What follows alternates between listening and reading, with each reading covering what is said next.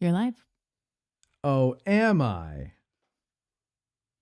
From the Gettysburg Museum of History Studios, high atop Baltimore Street, in a maximum security facility complete with central air, it's AG Today. Hey, I'm Gary Edelman. Hi, this is Wayne Motz. Hi, I'm Joey, Sir AC, and you're listening to Addressing Gettysburg. And that's the coolest. And that's the coolest. Hi, this is Caroline Janey, and you are live on Addressing Gettysburg. You're listening to Addressing Gettysburg Today.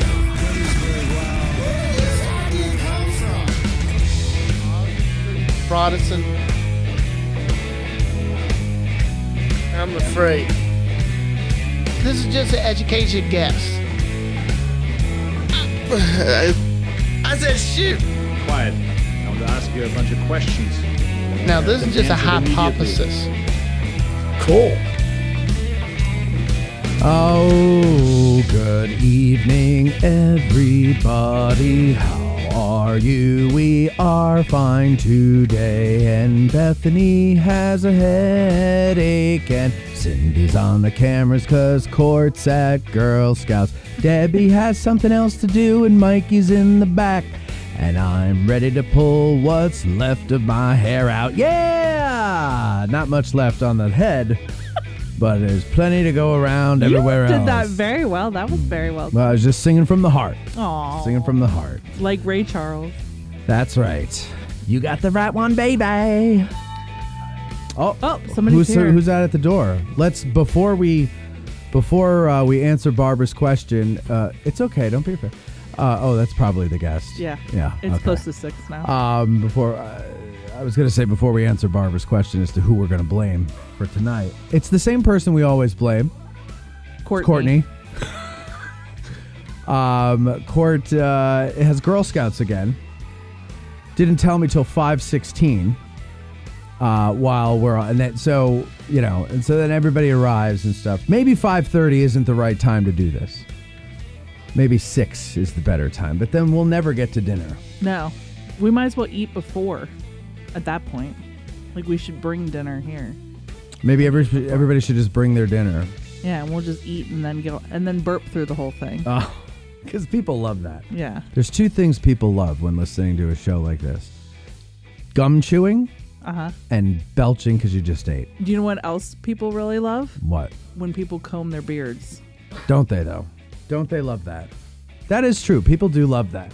It's relaxing for them. No, and it's not like an at all. ASMR type of thing. If you knew what it sounded like. I know what it sounds like.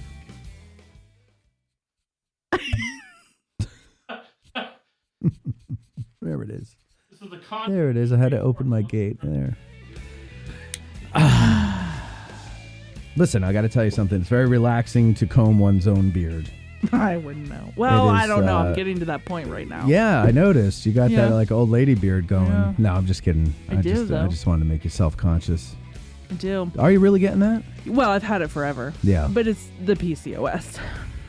The what? The PCOS. What is PCOS? Polycystic ovarian syndrome.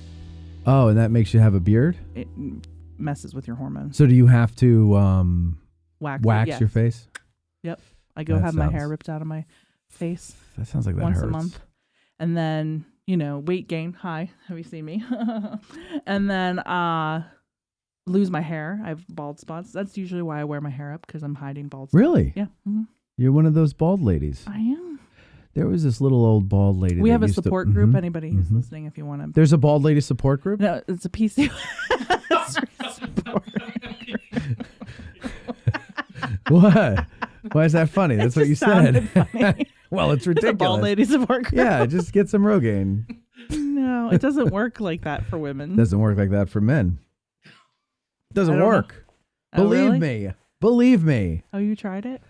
No, actually, I didn't, because anything that says, stay away from pregnant women if you're using it, not like I'm around pregnant women, but I'm like, if I'm not supposed to be near a pregnant woman, I don't want to put that on my body. Oh, acne. That's another thing I have problems with, acne.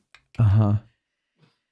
Okay. Do you want me to give you the whole litany? I can. Oh, I'd love it. It's very painful. Yeah. It's a lot of pain. What's painful? The waxing of the face? No, the cysts I would. That has to hurt because once in a while I'll get like a long mustache hair. Hold it, wait. Comparing. Hold it. I'll get a long mustache hair and it'll be and it's like uneven with everything else and it like dips into my mouth and stuff. So I'll grab it with my tooth but I can't rip it with my tooth because it hurts too. It's too slow. So I have to like stick my pinky and go like that to pull it out from the root, and it hurts. So I can only imagine waxing your entire chin, all of those follicles being ripped out at once. Yeah. Gotta hurt. It really hurts. Sometimes when Cindy gets mad at me, she'll grab me by the beard. She's like, get over here. And that hurts. Yeah. She doesn't do that.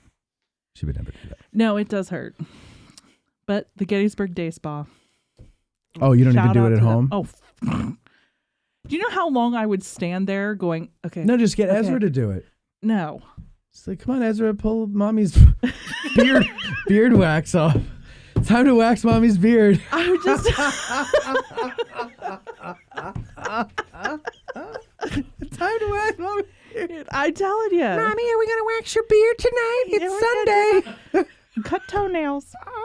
So, I... shave the corns off my feet. Yeah. It's like that scene from Christmas Vacation. I'll give you a whole quarter if you massage this bunion. Yeah, exactly. What were we talking about? We were talking about Ezra waxing your beard. Oh. No, I go to the day spa and they rip the hair out of my face. How much does that cost? It's $55 with tip. I will do that. You buy the tub of goo and I'll do it for free. We'll do it on the show. What? Could we do it on the show one day? Yeah, you can repair it on my face. I am not self-conscious about this stuff. Well, clearly you're talking about it. The only reason I do it is because it is uncomfortable for other people. Like, if I could be the bearded lady from The Greatest Showman, I would do it in a heartbeat. The only reason you wax is because it's uncomfortable for other people? Yeah, people are weirded out by like this. Yeah, no kidding. But otherwise you would just let it grow. I think it would be amazing. Oh God. No. Why? Because you have a beard? Yeah. Supposed to. I don't know. The lady on The Greatest Showman. I saw a woman with a beard at Walmart yesterday. She probably is suffering from PCOS, and you should be nice to her. Well, I wasn't mean to her. I just walked past her, and then I went. No, I didn't. See, I'm just saying you should be nice to her. She probably lives in pain on the daily. I was neither nice nor mean. I just went right by her because she was walking too slow, trying to go in the door. Pushed her out of the way, and I said, "Excuse me, I'm in a hurry." No, we were going in, and she and her husband were walking in rather slowly. This hole is being dug. And so the minute I was able to clear them, I did, because I was on a mission. I had two things to get. 1, 2, bing, pow, in, out, come in here, do the show, and that was it. And but I happened to notice as I walked by, I caught a profile view. Yeah. And there was quite a, there's quite a. I love how uncomfortable. Goatee. There was a goatee. It makes you uncomfortable, doesn't it? I think she styled it. Yeah. See, it makes you uncomfortable. And that's why I wax it. I don't think I would have a full beard by any stretch of the imagination. Actually, I got to be honest with you. Maybe you know I what should let it go. You know what my thought was? What? You know what my thought was? How nice that she found a match. That guy loves her. Yeah. Ostensibly. Mm-hmm. At one time, that guy loved her. You are so mean. Before the hormonal imbalance, he said, Actually, I gotta have me some of that. PCOS, and then, you usually have ever. You always have. So then, okay, well, there you go. He loved her when her beard wasn't white. When it was whatever her natural hair color was. Be careful what you wish for, Bethany. I know, I'm just saying. About what? I don't even know. Well, I think it's about doing it on the show. Oh, I think we should do it on the show. Wouldn't people love that? What if I? Well, I think so Debbie, I'm pretty sure, was talking about that for a fundraising idea.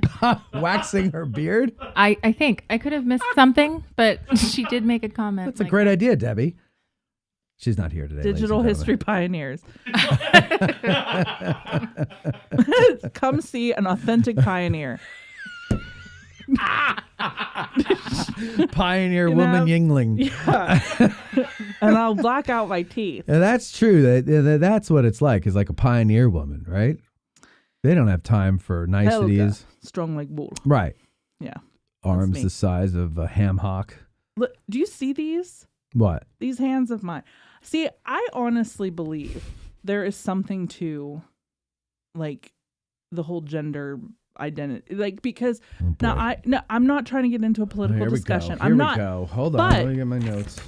I'm just saying, I can understand it because I have been through all of the hormonal craziness, and there is something to, like, okay, Cindy, I'm gonna pick on you again, but it's only because I love you. Like, I can't wait. I stand next to Cindy. Cindy is gorgeous, as we all know, and feminine. Right. I am also female. I've had a child. There's a uterus in there. But I am not throw up feminine like she is. And that's what okay. Wait, what do you think you are? Well, honey, we were just literally talking about my beard. Okay, but you wax it. I never knew you had a beard. I always thought you were feminine. What are you talking about? I'm just not the Cindy level of feminine. What is what is that? I don't, because like an actual girl. I don't even have to be involved in the conversation. Yeah, I know. Is it? But wait, are you saying because on Fridays you go and drink beer and arm wrestle at that bar that you're not feminine? No. I'm just saying, like, I just. Or is it because you won the spitting contest 3 years in a row? Because I won the spitting contest, and I but that's arm a wrestle. Talent. I arm wrestle large men and win. No, why do you say you're not feminine? I disagree with you. I just don't feel that way. I guess that's really. Oh, that's fine. You don't have to feel that way. What does that even mean? I don't even. You found a man. He made a baby with you. You had that baby. You take care of that baby. That's very feminine. I don't know what you're talking about. I don't know. I just, whenever I stand next to other women, I usually am like, hi, I'm over here too. That's okay. It's okay. It's a personal problem. But that's okay. I'll get over it. Well, okay, good. Well, look. This took a turn. I mean, it really did. So I have so much to say, but I'm just not going to. Go ahead. No, because, I mean, do we want a first segment of, therapy sessions with Bethany? Is that? Oh my God. Well, yes. we're clearly not finished. Oh my God. I'm so hot right now. Santa, I'm having a hot. Oh God. All right. So go ahead. What's your therapy? And we'll move on after that. It's not therapy. So you're just basically saying because you don't feel the need to get all dolled up. No. Or at least I've never felt that way. So you don't feel that way. No. Well, neither do I. Well, you're not helping. Yeah, you're not helping. That's actually like, she's saying she doesn't feel feminine. So you saying that you don't feel like getting all dolled up either does not make any bit of difference. But All right. But go ahead. Your point. That I'm doesn't sorry. have any bearing on your femininity, whether or not you. Thank you. Want to, not you. Oh. Whether or not you want to get all dolled up. You're beautiful the way you are. Oh, and I love you too. You know what? Let's all hug. No. Oh. But I that is true. I want to say, Bethany, don't go changing. Try to please me. Okay? You never let Mark down before. Mm-hmm. Oh God, here we Don't imagine you're too familiar. And I don't see you anymore. All right, listen. I agree with Cindy. You're fine just the way you are. And that feminine, who cares? Who cares? You had a kid. The only time the femininity matters is to attract a mate. Once you have the kid, it's all over anyway. It's true. Right? You just have the kid. It becomes about the kid. Mm-hmm. So who cares? Let your beard grow if you want to. You could be like Captain Lou Albano, put rubber bands in it. I'm going to do it. Captain Beth Albano. And see how long it takes until you are like, Bethany, please, goddamn, you can't be on the show. Yeah. Mm-hmm. I love you too. Secretly, what you are trying to say, although you'll never say it, is Bethany, I love you. And I will just say right now back, Matthew, I love you too. Oh, thank you. I love you, Bethany. I know. Listen, I do who was I telling the other day? Somebody was really bashing you, and I said, hey, listen, she's like a sister to me. Who was that? I don't remember. Was it Mark? It was Mark. That's I right. knew it. He called me and he goes, listen, I want to tell you about this stupid co-host of yours. And I go, isn't that your wife you're talking about? She's such a bitch. Yeah, he was really going on about that. All right, listen, a couple things I want to let everybody know. Get Out of the Car Tour is October 18th. It's the final one of the season. It's back here in Gettysburg. It is free, which means gratis, which means free. And it is a static tour. In other words, it's a talk at the Warfield House. We need you. Well, we don't need you to do any of this, but if you want to be comfortable, if you don't want to stand around, bring a chair. Bring a chair. We will try to be as comfortable as we can as we talk about African Americans at Gettysburg. Warfield House, of course, owned by an African American, so it's a great place to have that conversation. But there were many other farms on the battlefield and in town, houses in town owned by African Americans, as we talked about with Gene Green a couple of weeks ago. By the way, last week was that already, and some very interesting people to learn about. And it was funny. The next day, Tad and I were in here editing the Jim Hessler Tavern Talk. Ooh, and that thing is never going to get finished. Why? Is because it is 2.5 hours of conversation that I need to cut down to an hour and 15 minutes. Why do you have to cut it? Because I want it to be an hour and a half long. And we have a 15-minute introduction to record still for each of these. Okay. I don't want to put people to sleep. Although it was a lively conversation and there weren't any lulls, it went very well. Mikey Lentz was there, right, Mike? You remember. It was a good conversation. Great, yeah. Yeah, and would you agree with me, Mike, that I don't know if we had this conversation on this show already before, but the reason that one was 2.5 hours long was because just about everybody in that audience knew the subject really, really well, right? Well, at least had a passing understanding of it. No one was coming into that cold. Correct. Right. The material Jim provided for everybody, was not their first exposure to the Battle of the Little Bighorn, right? Mm-hmm. Whereas the following one with Doug Dowds about airborne operations at D-Day, that was not something we came armed with prior knowledge of. And so we really only had that article that we used for Doug's talk to go off of. Plus, it was a smaller group the second time compared to the first time. That so less voices in the room, less people contributing.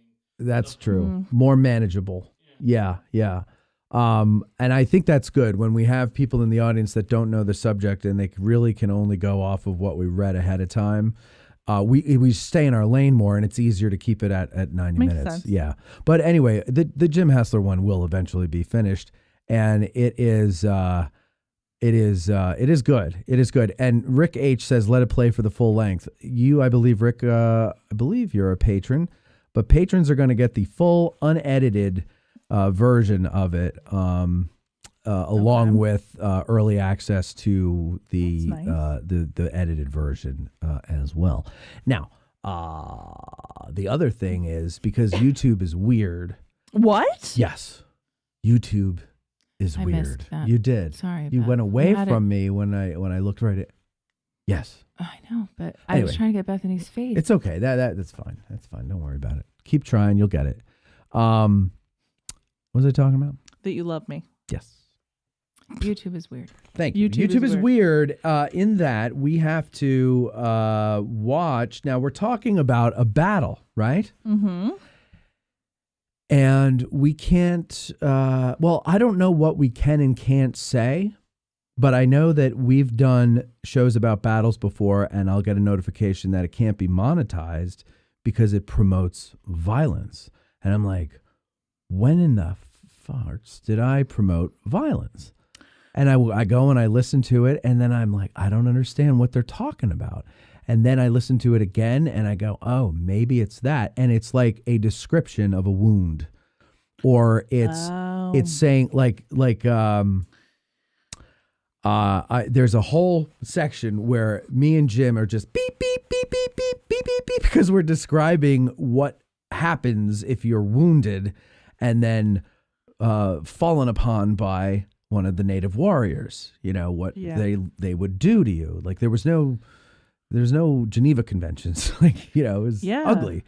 But it's also history. But that doesn't matter to YouTube. They think everybody is a bunch of children.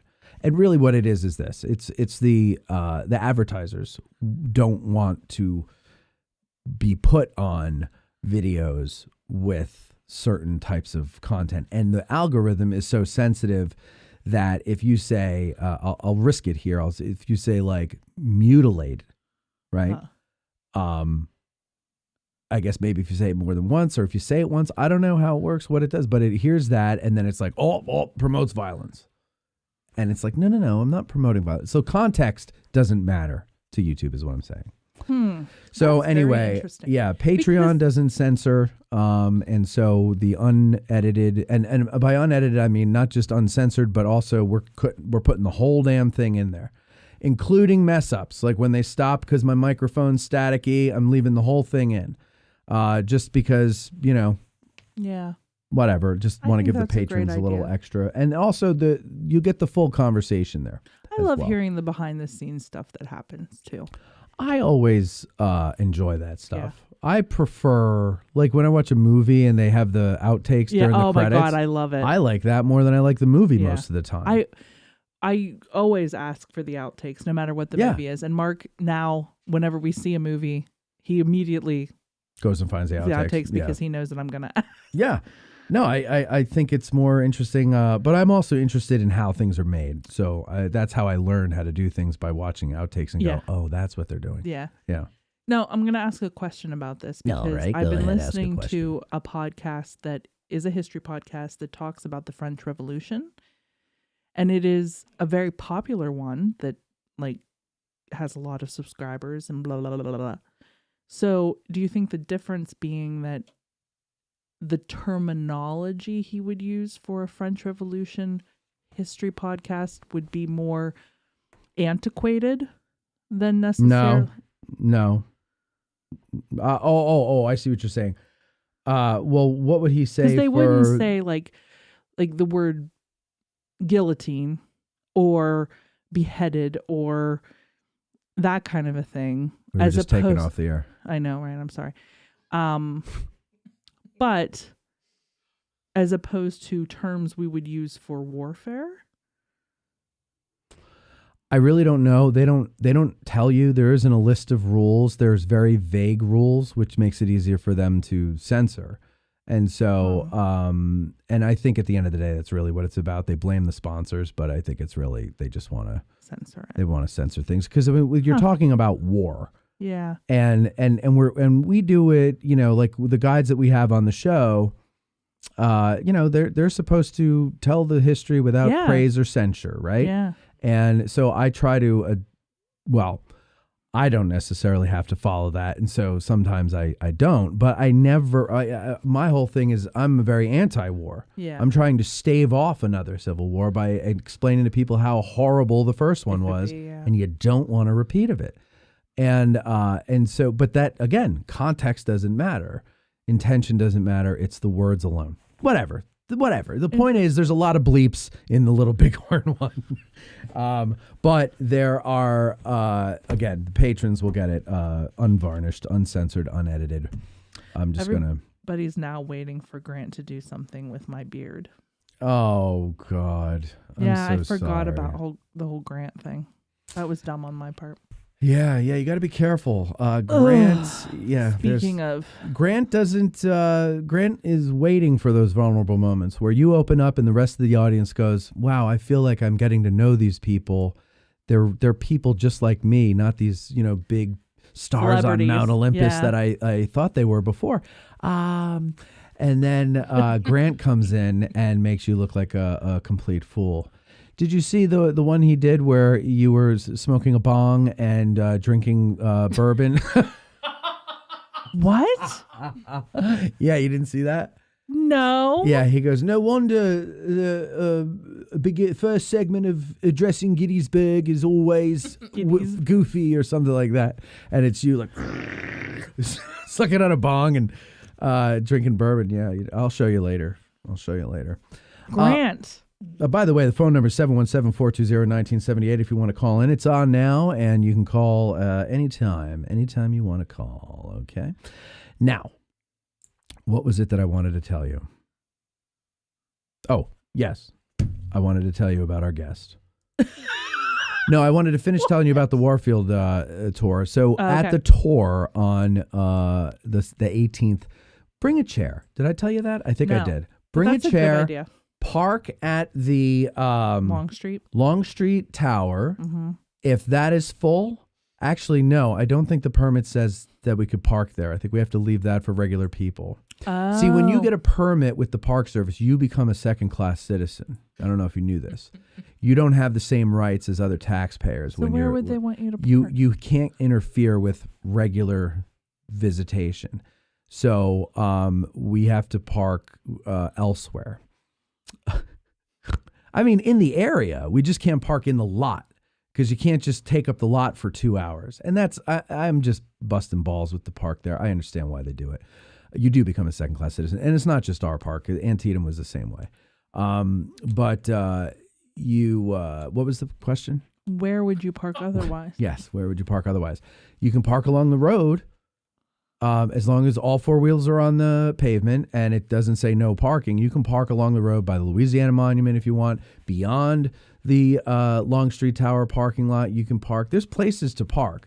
It's just they don't want us taking up that lot. Let the lot be there for the people who want to have a heart attack going up the tower. Yes, sir. Oh, my God. Do not park anywhere that is a busy thoroughfare, like the Millerstown Road.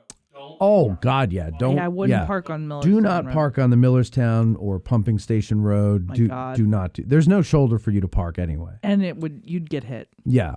Yeah. Oh, yeah, because you'd be just parked in the middle of the lane. Oh. And everybody's like, well, who's that jerk? And then you come walking over to our tour and we're like, no, get away. We didn't say, no, sir.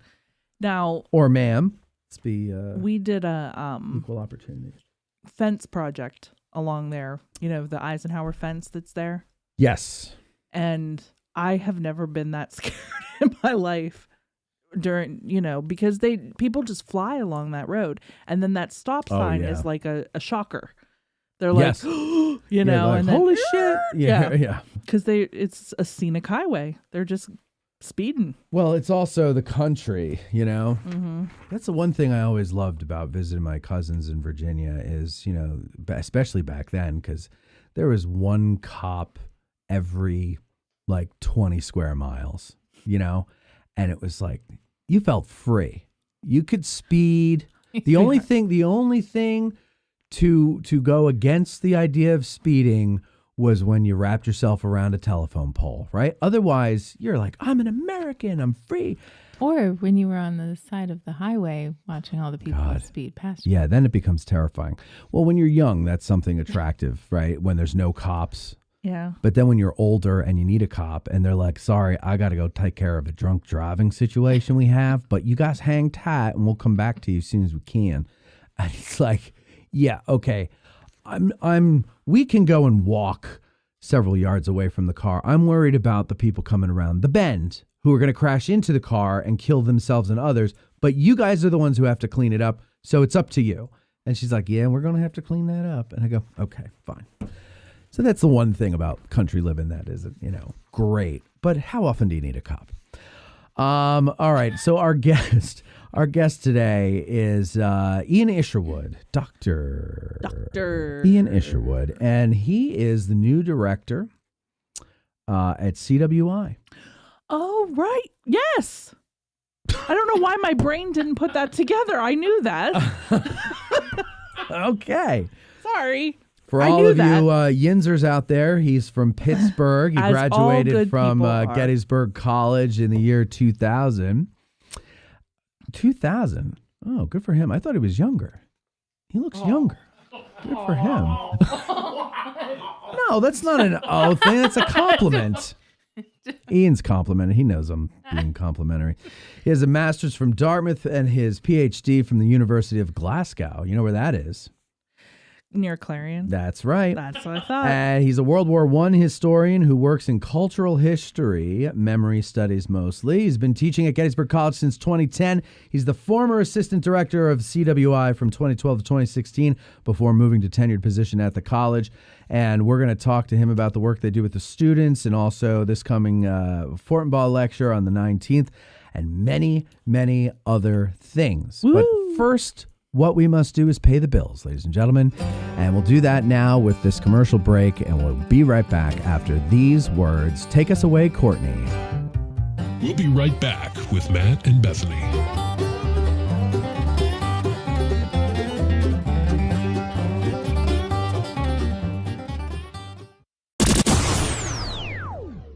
At Digital History Pioneers Foundation, we are about grassroots history on digital platforms.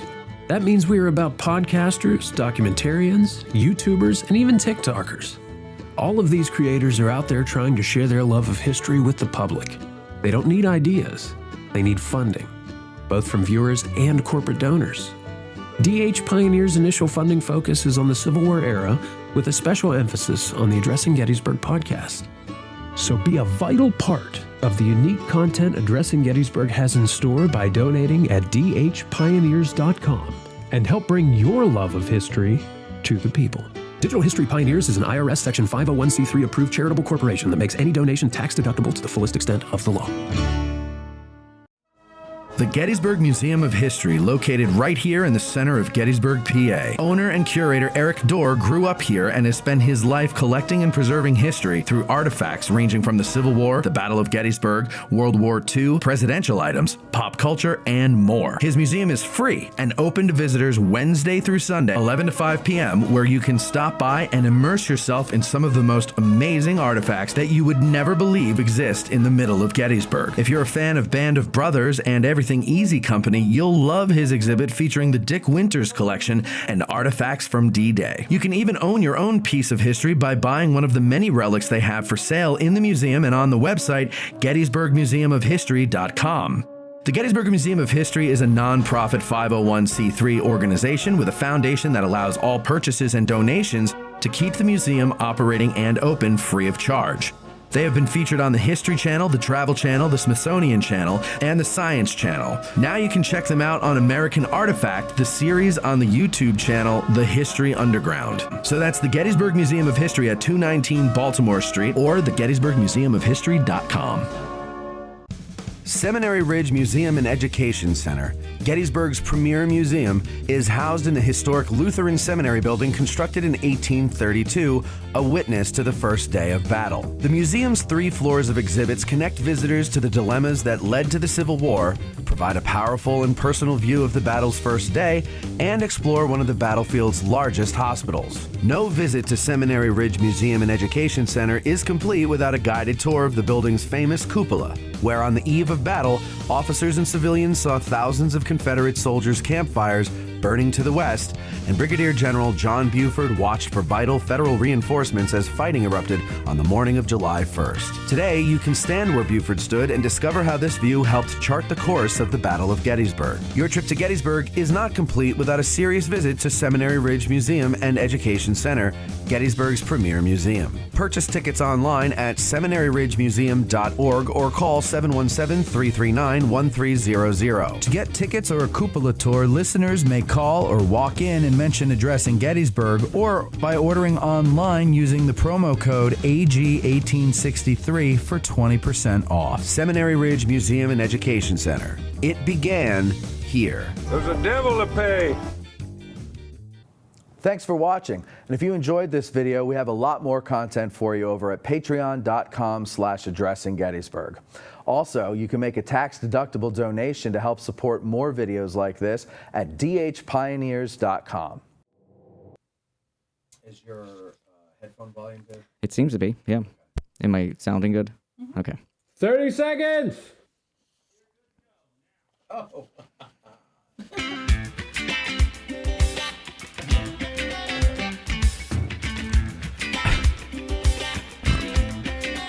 You're back with Matt and Beth. Okay, so we are back now. I got to come up with a better way to figure out when we're coming back from a break. There's this thing called a count. Wait, why are you not? What happened there? Nobody loves No, me. stop it. And what were you saying? There's a thing called the countdown. 1. Yeah, I know, but like usually when Court does it, he'll be like, "Okay, in 5, 4, 3, 2, 1.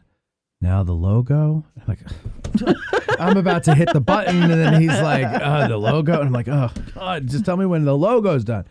And then Mike, that was good though. That was you gave it to me there, and I underestimated or overestimated how much time I had left. And then he's like, "You're on." I was like, "Oh shit!" So here we are. Ian Isherwood, Dr. Ian Isherwood is our guest today. He is the new director at CWI, the Civil War Institute at Gettysburg College. We should... Thank you. You know, we always called CWI, and it was like, what the hell are you even saying? And that's what it is. It's the Civil War Institute at Gettysburg College. Welcome, and congratulations, Ian. Well, thank you so much, Matt. Thank you, Bethany, for having me on. It's a real pleasure to be on, and it's very exciting to be able to be in this role and to do something new at the college. Slightly old for me, but also new at the college. Yeah, so you were the assistant director before. Yeah, so when I finished my PhD, Pete had restructured CWI to have an assistant and an associate director, and I applied for the position of assistant director, and which is a little bit strange because I was a First World War historian, but one of the things that Pete wanted to do with that position, I think, was to bring in somebody who was thinking about war and memory studies kind of more broadly, and to maybe offer some different courses to the curriculum in Civil War era studies. So I came in from kind of that perspective. I, of course, knew a little bit about Gettysburg. I went to Gettysburg College, right? And certainly the Civil War has been a lifelong interest of mine, but my area of specialization is outside of it. But Pete brought me in, and I worked for him for 4 years, and then the college had a tenure track position open up, and I was fortunate to be able to get it. And so I've continued to teach in the Civil War Studies program for the last 13 years, but my courses are all competitive, or not competitive. Sorry, they're comparative. They're kind of and probably in the way competitive. Yeah. Well, I think for some people they are. They're not for me. I'm a fundamentally uncompetitive human being. But as are we. Yeah. So you're in good company. Yeah. I mean, I obviously wasn't going to be like a basketball player, so I. Listen. You never underestimate the weirdness that can Spud happen. Webb was a basketball player. Spud Webb. He must have Spud been Webb your was hero. the hero. Yeah, he was my hero when I was being cut from the junior high basketball team, and everybody said the same thing to me. What about Spud Webb? And I'm like, well, he had talent. Like, that's the difference. So it's not height. It's not talent. height. It's the talent. Yeah. Listen, you can do whatever you want. You know, there's something funny about short guys. Are you short? How tall are you? I'm 5'4". There's something funny about short guys who have a good humor about it, you know? Yeah. Like Mikey B. He's, I think, 5'1", and he's got a very good humor about it. It cracks me up. But I know it's there to mask a pain. Right? Like when I make jokes about being bald or my belly or something like that, it's masking the pain. Sure. Right? Yeah. And, but here's the thing, though, Ian. This is not where I he wasn't thought this was expecting going to go. this. Yeah. Exactly. God bless you. That's the point. God bless you here. Here's the thing. You may be masking a pain with the jokes about height and everything like that, and that's great. But you know what? You know where you beat me? You know where you beat a lot of other people? And I'm going to put you in the same class as Richie Condon with this one. Style. Oh, yeah. Yeah, look at Rich you. is great. Yeah, Rich. Yeah, but you too. You got like this Alex Keaton thing going on, right? But it looks good. It works. Yeah, and you've got fantastic hair. Thank you. You've got hair. Yeah. Period. I envy you. You've got fantastic hair. When he came in, I said, "Are you going to be okay? Because it's hot back here. Like you're going to be warm." Yeah. He's like, Yeah, because that's like a thoroughly wool suit. Like that's like Peaky Blinders type stuff. Yeah. It's that must have been like $1,000. That suit. It wasn't cheap. I'll give you that. But it's kind of a good story. When I got my PhD, I did my PhD in Scotland, and there was this store in Edinburgh. So I used to go to the archive. I used to do my research, and I used to walk past this store in the rain, and I used to see these nice suits. And I said to myself, when I get my PhD, I'm going to go in there and buy myself a suit. And so right after I passed my examination, I went in and bought this suit. Really? Yeah. And it still fits you? Still fits me. Good for you. Yeah. Good for you. You have a authentic wool. I said an authentic. You said a. No, I didn't. I said Anne. Play it back. Shut up. Anyway, there is an authentic wool suit from Edinburgh on your body at this moment. Not many people can say that. No. I think that's pretty impressive. I have authentic boxers made in Bangladesh on. But that is different. I wish I had a real wool suit from Scotland. That's pretty cool. Yeah. That is pretty cool. It's a little sentimental of a story. Again, I wasn't expecting this to take that turn. So, is that a complaint, or are you? There's everything on the show. We could get very serious if you'd like. No, there's one thing I do like talking about is tweed, so that's fine. So. Well, that's great. So I have a question about being a World War I historian. Yeah, sure. Yeah.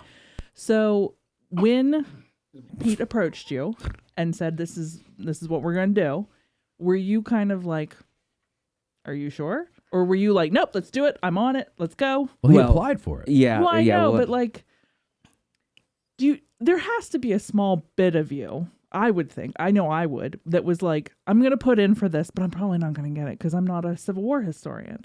And then when it happened, you had to have been like, oh my God, like. Yeah, I think I was also just so fundamentally thankful to have a job.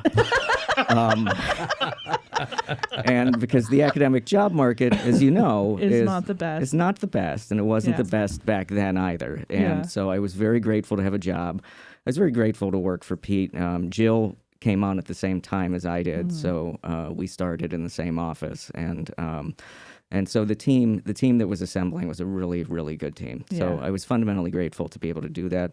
I was grateful just to be able to create things with students that hadn't been, created to that level yet. Pete started a blog, but then we turned it into the Gettysburg compiler, which ran for a long time. Oh, yeah. I forgot about that, Yeah. And so working with students, helping with the writing, getting them to do some research, getting them to think kind of broadly, comparatively about conflicts, like that was a lot of fun. And it helped me kind of also cut my teeth as a newly minted PhD in trying to figure out, like, how do I teach? What's the basis of my pedagogy? What is it like to mentor students? I mean, liberal arts colleges are all about that individual attention that professors are giving students, and so so how do you create kind of that meaningful mentoring role with students? And so I'm very grateful that Pete gave me that opportunity, and I'm grateful to spend my career there. He's a good example too of how to mentor students. He took a real interest in people, just people in general, but as students too. What made you want to get into teaching? I think because I had good teachers. I think that I was always a history nerd. So that's my origin story. It's the same as every other history nerd. I was, into at a very young age, hyper focused and into some really interesting phases that I'd go through with history and with military history. And then eventually over time, I realized that, as I thought about other careers, that I kept circling back to this idea of teaching. And I didn't know what that was going to look like. The PhD was kind of daunting to think about. The idea of teaching at a college with the academic job market, also daunting to think about. But I started my PhD at 30, actually, so I started it a little bit later than some people do. And when I did, my wife was great because she said to me, listen, before you go off and do this PhD, why don't you try to teach at a college level just to make sure that you're not inflicting a bad teacher on the world, right? And so I love her honesty. Well, right. And she knew that I would be kind of good at it, but she wanted to make sure that it was for me, that I'd be happy. Knew that you were good at it. Absolutely. Yeah. And so I did some adjunct work after I got my master's, and I realized from the first moment I walked into the classroom that it's what I wanted to do for the rest of my life. And then I went home and we talked about it, and we talked about going over doing a PhD, because it was very much a joint effort in that regard. And what is it that made you know this is what I want to do? It was the reaction from students. So it wasn't just that I was the sage on the stage and talking at them.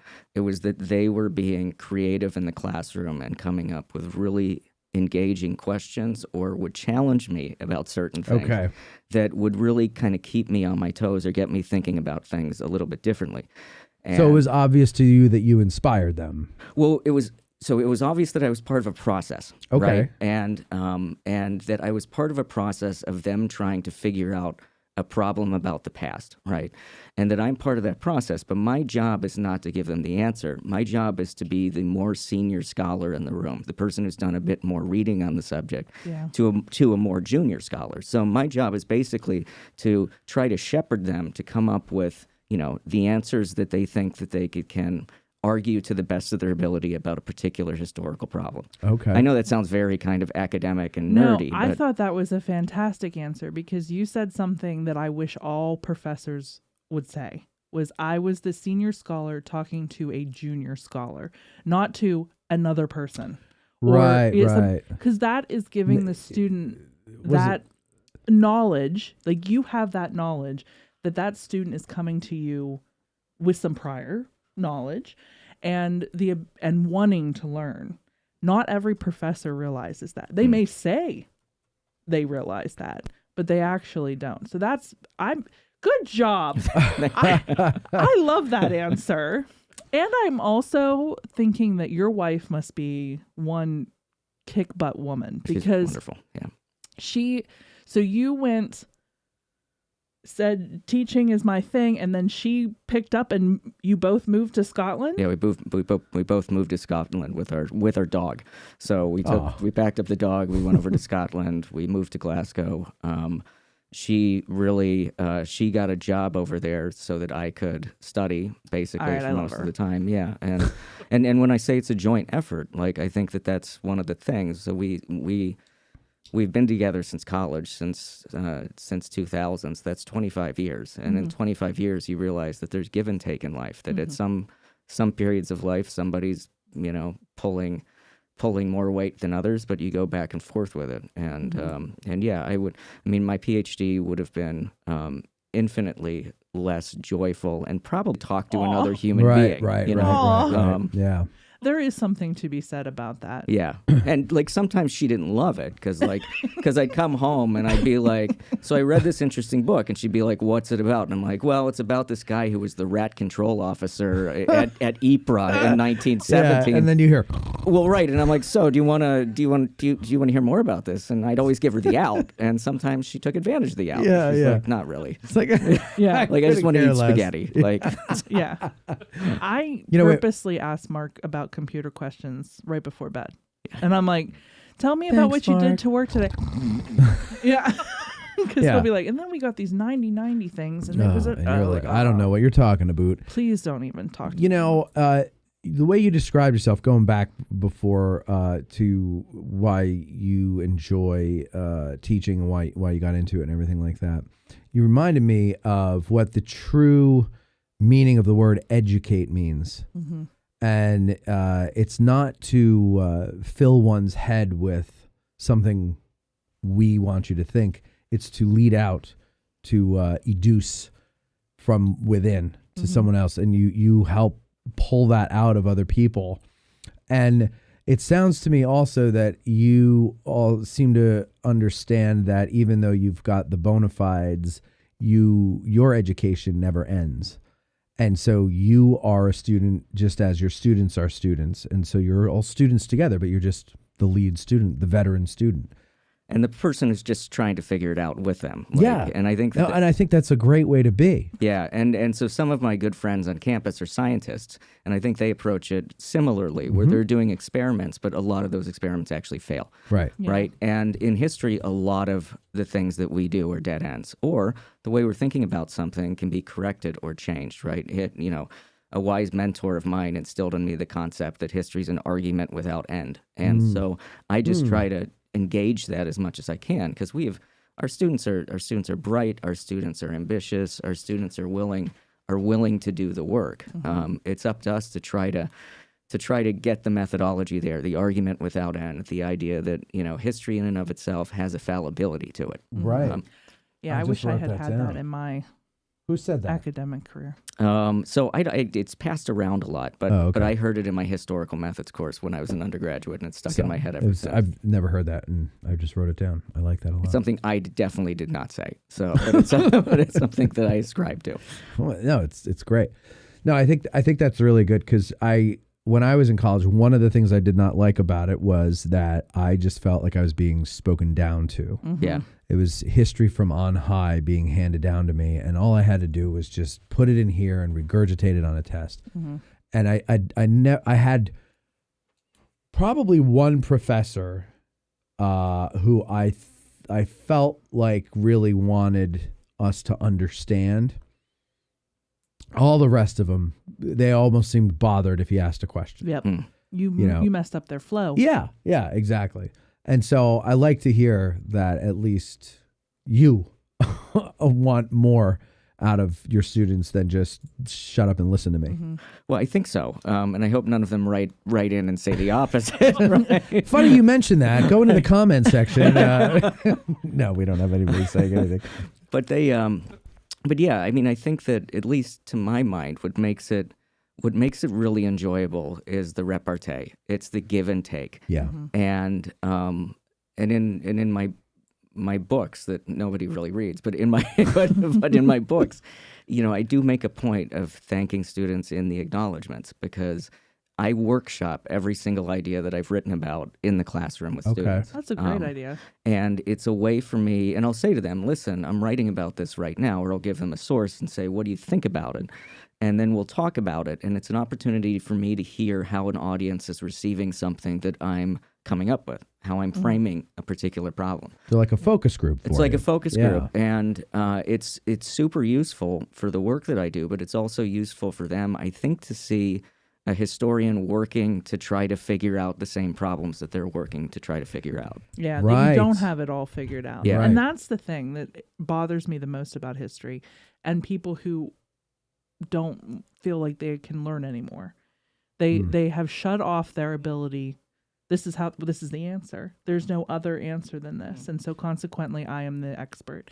And that especially if they wrote a book where they've made this assertion and they've been enjoying years of being the authority on that subject, and then somebody comes along with a new look at things. And I have 5 names in my head of what you're talking about right now. I have a couple in my head too. I'm not going to say it, but yeah. And that's just, it's a very human thing. That's nothing against them. I think we would all be in that position, especially if we get comfortable being unchallenged. And then finally a challenge comes along, and it's very human to just be like, rah. But yeah.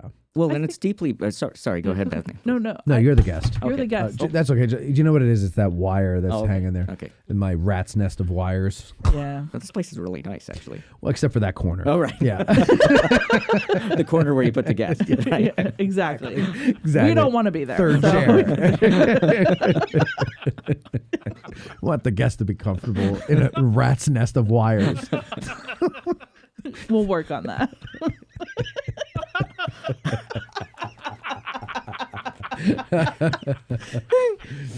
So the other thing you mentioned that I wish I had in my college courses is learning methodology, as opposed to just regurgitating the facts, as you said, Matt.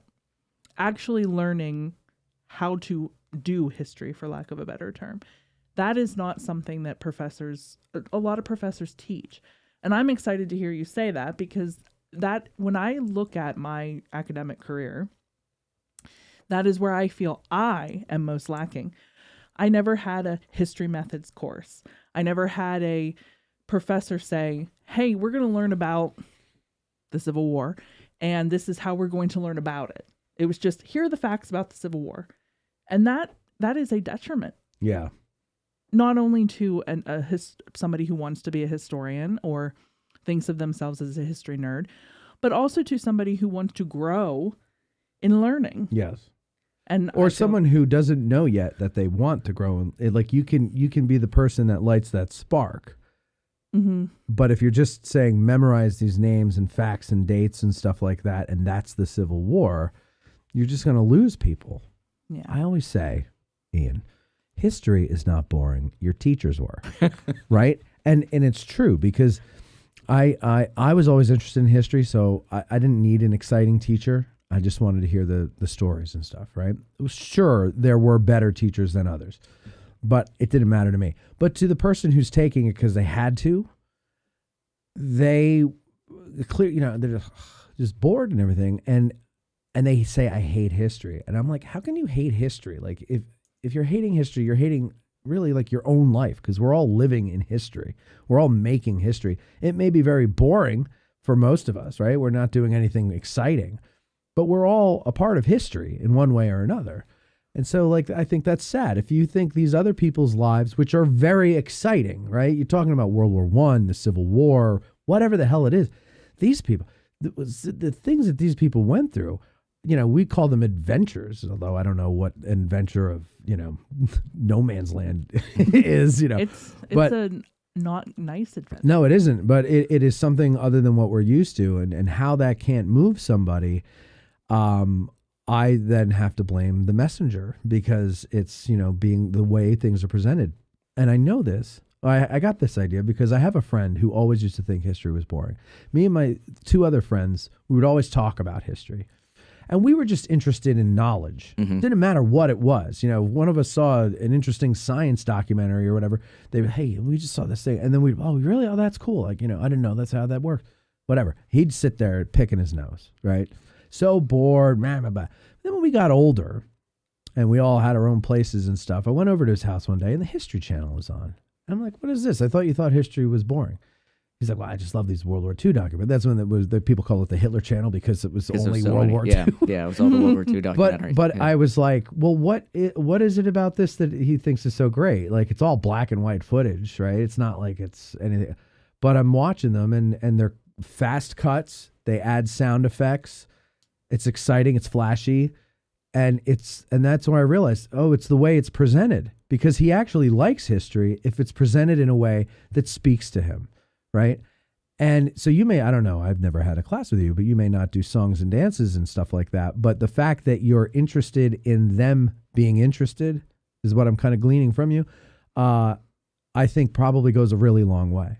Oh, yeah. So, I mean, I hope so. Yeah. And I think that... Well, we've got your reviews up here from the students. Let's read them now. No, I'm just kidding. But I mean, that. I think that fundamentally, like, it's...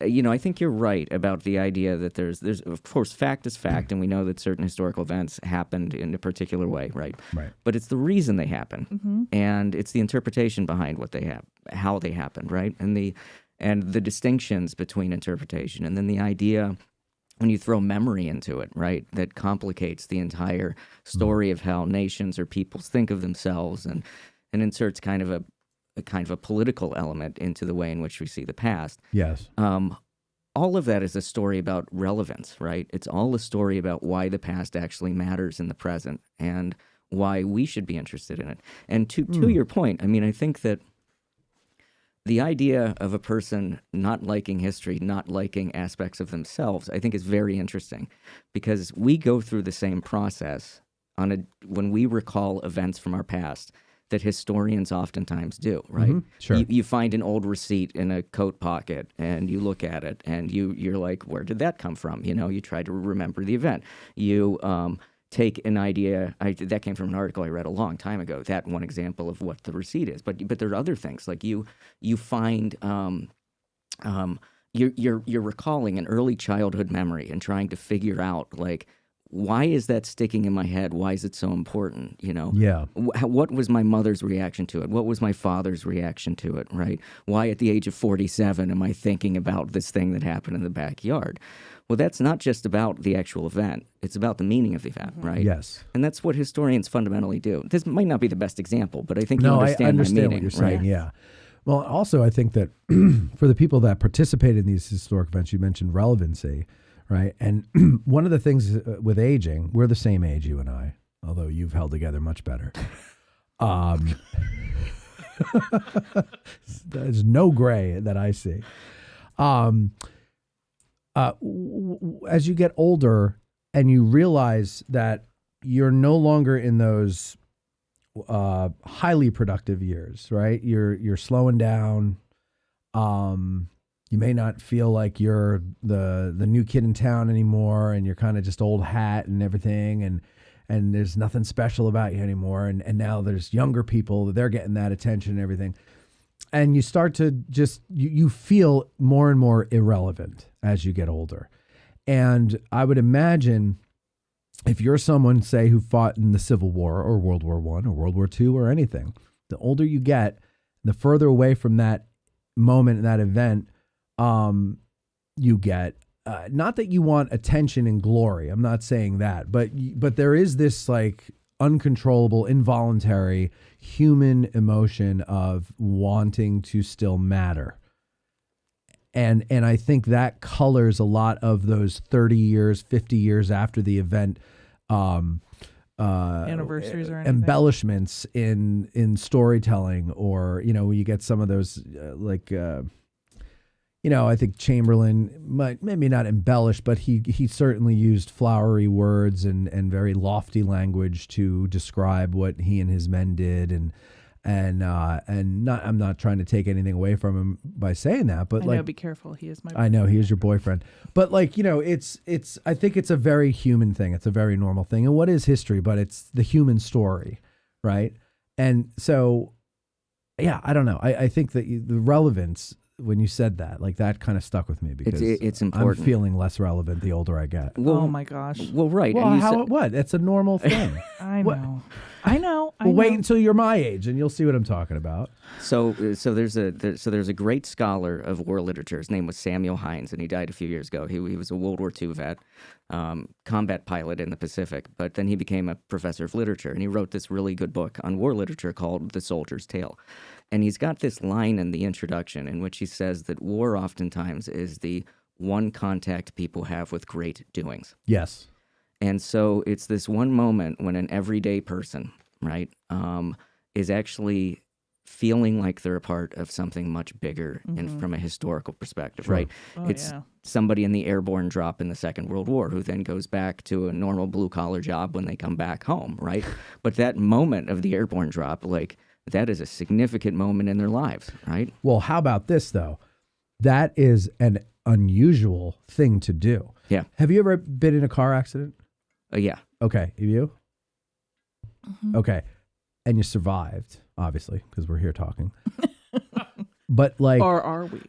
No, I'm joking. I mean, it's Gettysburg. Here we go, right? We could be ghosts, and that's why I hate ghost tours.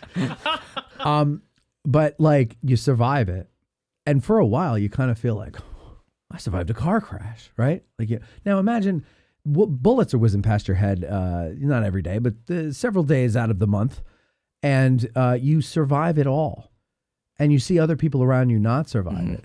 The bag of emotions.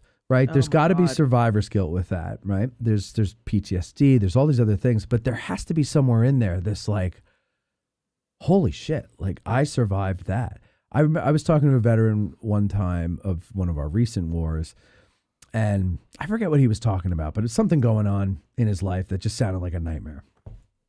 And I go, man, that sucks. And he goes, bah. He's like, I've had people shoot at me. He's like, I could handle this. Right. And it's a different thing, but you have to feel good about yourself. And so when you get older, maybe it's just to feel young again or something, but just something to remind yourself of like this incredible experience that you had that most people can't imagine, right? Yeah, I can't watching any of these World War II, any war movie or show, watching these things, but especially what was the one about the eighth Masters of the Air. Masters of the Air. I'm watching that, and it's terrifying to me when they're up in the air and the flak is starting to come in, and they're in a tin can. Yeah. I mean, these things had no insulation. There's nothing, right? These freezing. I'm like, the balls on these guys. And then they get down and go up again. It's like, no, one's enough for me. If I survive that one, that's crazy. But the feeling of almost invincibility, I don't know. Yeah. I went on a tangent there, and I don't know where I was going. I don't know, but I do have an actual World War I question. Oh, please, yeah. What is your current nerdiness? Like, are you working on a current paper or anything? Well, so like I that? just finished a book about a year ago that was published called the Battalion: Citizen Soldiers on the Western Front, and it's a book of it's basically a regimental history of one unit, but it's kind of my World War I version of Band of Brothers, right? So Okay. it's a small unit. It's one battalion that arrives in France, citizen soldiers in 1915, and fights in every major campaign the British Army's involved with in the First World War. And they suffer incredible casualties in all of their battles. They endure the war, right? So I tried to take the idea of a normal regimental history and tried to throw in some cultural history, some emotional history, like some of that into it to make it a story about kind of human endurance in an completely unforgiving war. And just the landscape of the Western Front in the First World War is unforgiving without even the artillery shells, without even the machine guns, right? They're, of course, what causes the landscape to be what it is. But you throw those in, you throw in poison gas, you throw in attacks that seem to not really do much, right? But where your unit's suffering 30, 40% casualties over and over again. I mean, it's incredibly harrowing and incredibly sobering conflict. So I wrote that book. It's, as you would imagine, might be a little bit of a downer. It's out. Okay. Yeah. What's it called again? It's called The Battalions. The Battalion. Yeah. So citizen soldiers in the Western Front. So I finished that. And then I'm in theory writing a book on American war memory. In theory. Well, it's a hard book to write because it's a book about how Americans think about war from the Civil War through the global war on terror. Oh, that's fascinating. That is. And but it's a big book. So when I say in theory, it's causing me some trouble. So Now, I have a question. Go ahead, Michael. 6 Questions Lentz is his nickname. You'll get to know him, I'm sure, more throughout your tenure. Go ahead. In infamy, I suppose. Good night, nurse. Wow, go ahead. Sorry. For me, I have a question here. In this country with the Civil War veterans, they had a lot of time to dedicate monuments, and especially Gettysburg, as a place of memory.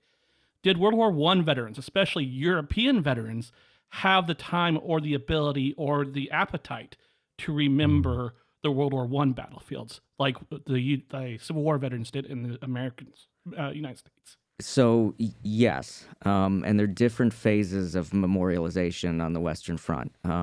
But what I will say is the largest memorials, and I think the most prominent ones, are the cemeteries that have remained over there.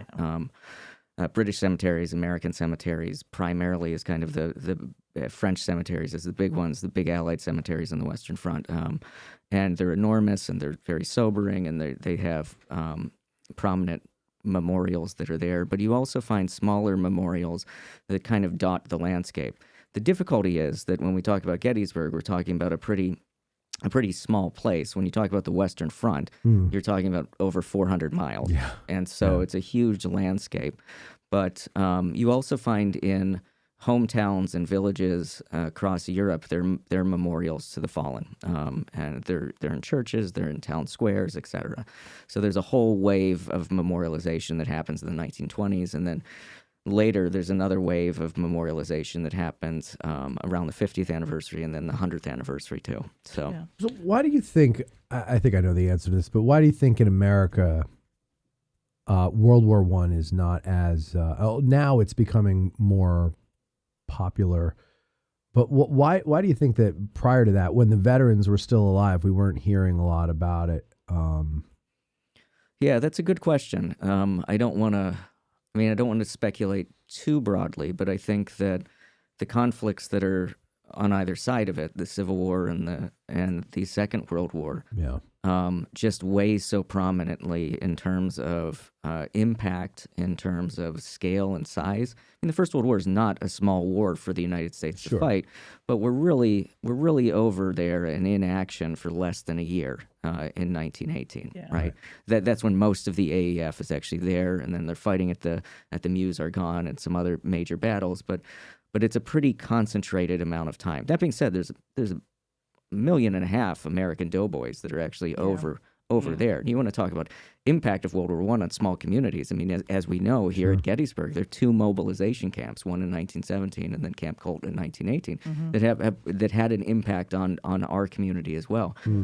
Why are they not remembered as well? Well, I think that's a good question. I think I'd like to get some people working more on that, actually. I mean, I maybe the other thing you might want to consider is that after World War II, a lot of people who fought it went into the movie business, and or were already in it and then resumed their careers and made a lot of movies about World War II. Yeah. Yeah, because I mean, World War I is just so devastating. It's just horrific. Well, I think that's the other side of it. Yeah. Yeah. Like What? there's something in like when I think of those three wars, boom, boom, boom, and I study these things, like not like you, but like like I have read books, Right? But I'm not an idiot, is I guess what I'm trying to say. Well, but when you think of those three, for some reason, like there's something feral about World War One. Like Yes. it is a different beast.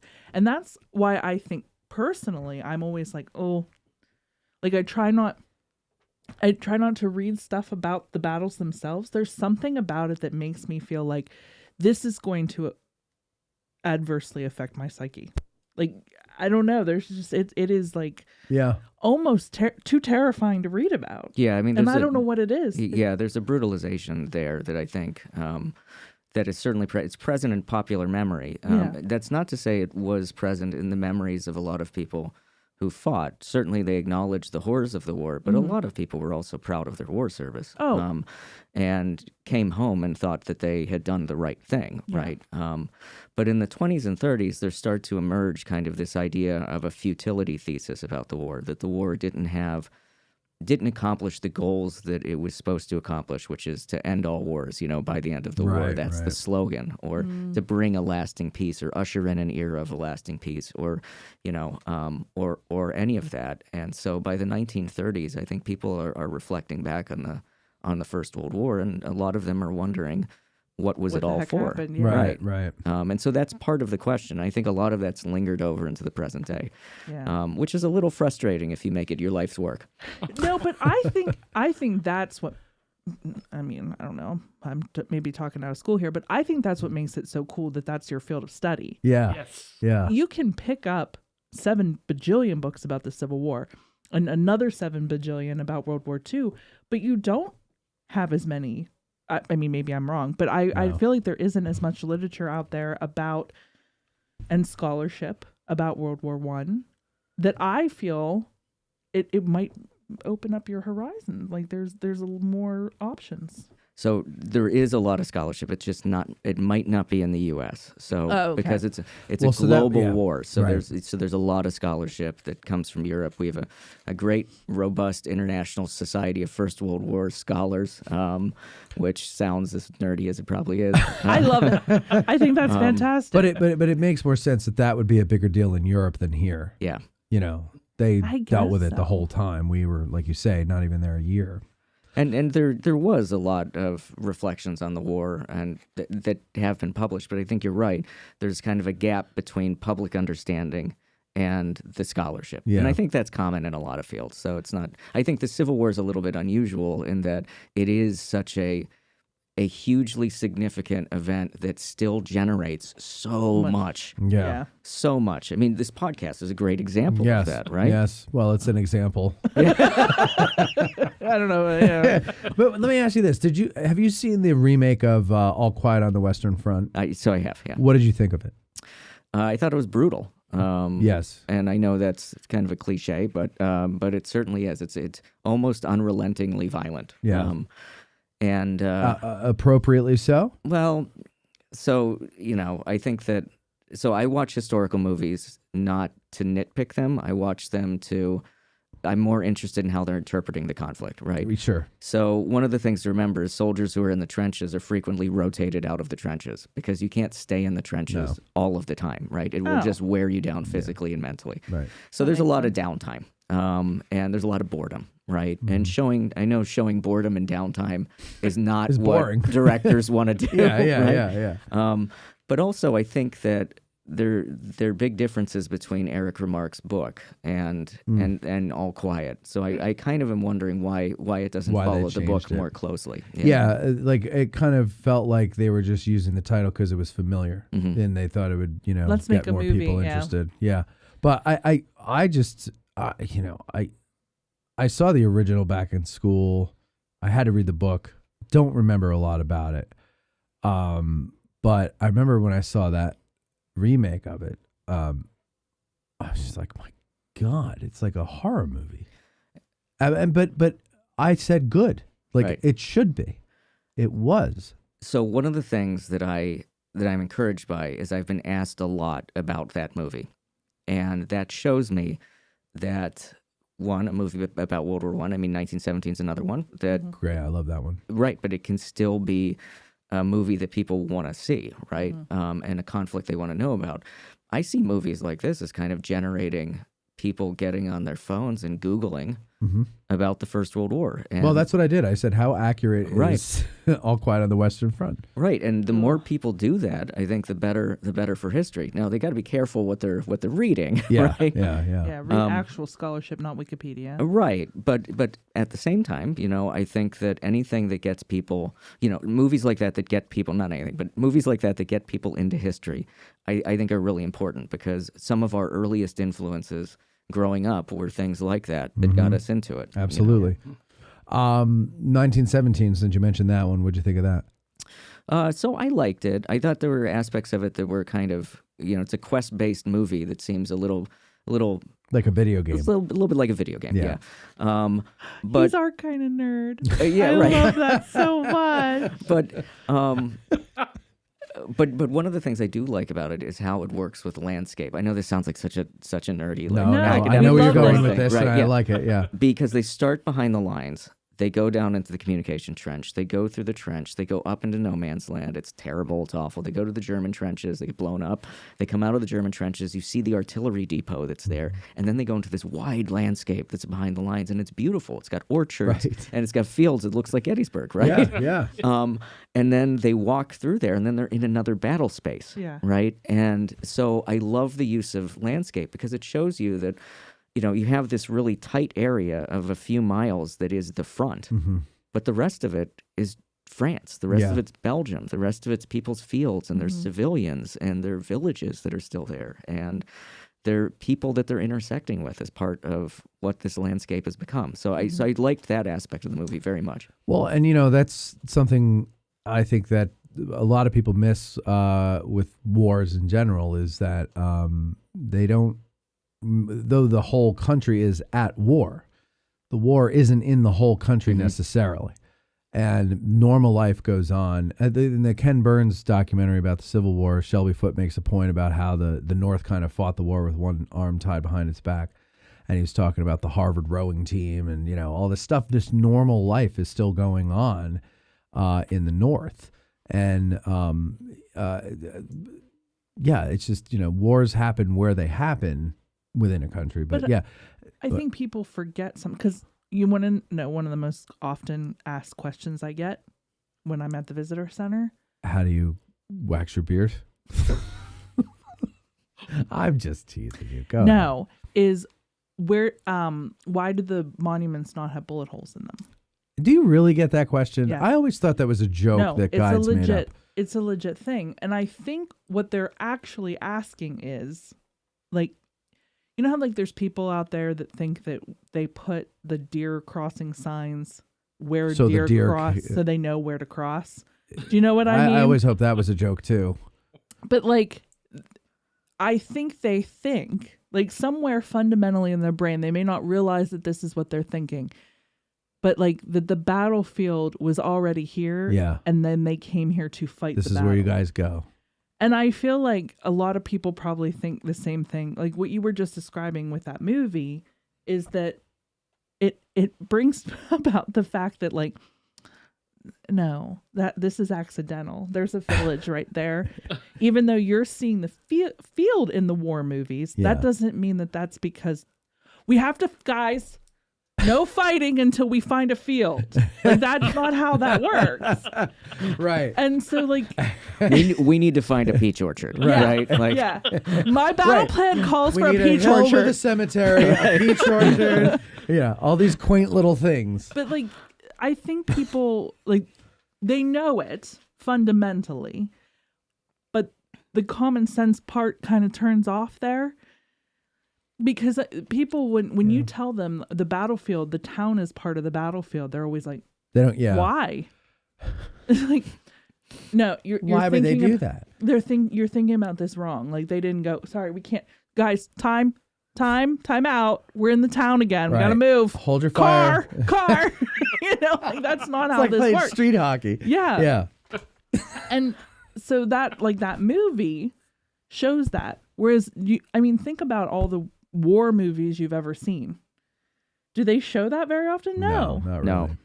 And if they do, the townspeople are nowhere to be found. Yeah. Yeah, It's usually. all empty. Yeah. It's a movie set. Right. Ian. Yep.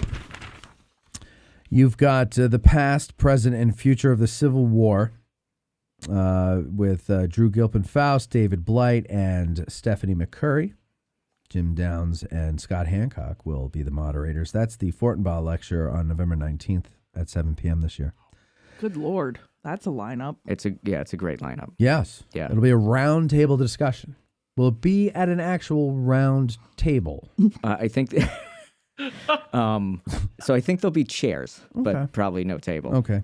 Probably in a line. Because someone would have their back to the crowd if they're sitting around the table. Well, you can sit them in the U shape. Okay. Yeah. And then you'd be at the podium It's or kinda whoever like- would. it's Are kinda you like the UN. moderating? Who's moderating? So Scott Hancock and Jim Downs. Yep. So two moderators. Two moderators. Oh, very interesting. He's never going to come back on this podcast. I He thinks know. we're idiots. I know he does. I could tell by the way he looks. I know. He's like, you're retarded. He's probably composing the email to Ashley. He's going to write tomorrow morning. It's like, how dare you set me up with this idiot? We hope that's not true. If you He's would like, not saying no. No, I'm not sure how to respond. and he looked, he looked me up and down too. Holy shit! I can't control sometimes what my face does. Your face tells the truth. Sometimes I'm not reading the social cue right, and I don't know what to say. Oh and- my God. I feel like you probably. A shot in our direction would have been appropriate. That would Yeah. I feel like. I mean, we've only known each other for what? A half an hour. Half an hour. Yeah. I do think you're the same nerd. Yeah. Yeah. Yeah. Yeah. No. We're this gonna makes have me fun with happy. you. And we're the same age, so Yes. There you Well, go. Bethany's younger than we are. But, Okay. yes, you and Yeah. I are the same age. But I think, this could be fun. Yes. And you got so all right. So tell us what you want to tell us if there's anything more about that, and then I want to ask you one more thing. yeah. So it's at the Majestic Theater, 7 p.m. November 19th. So we have Drew Gilpin Faust, David Blight, Stephanie McCurry. It's going to be a great event. Tickets are free and can be obtained through the Majestic Theater. 717-337-8200 is the number. If you have questions, email is civilwar@gettysburg.edu. And you guys, if you haven't ever been to a Fortenbaugh lecture, they're really good, and it's not an incredibly long night. It's not like a whole festival or something. Just one little event. And But lots of good. Oh yeah, you no, leave it's there- good stuff, and you're going to enjoy it. Yeah. No cocktail hour before or anything. So there's like going to be that? a reception afterward. So afterward. Yeah, mhm. Okay, is that open to everybody, or is that invite only? So And I think where's so. mine? So it's you already said this, right? You can get them at the Majestic. The number is 717-337-8200. Now the big thing that I want to know is the CWI this year. What can we expect? And are we still invited back? I knew that was coming. Well, I guess we'll see, right? We'll see how this goes. No, so registration will open in December.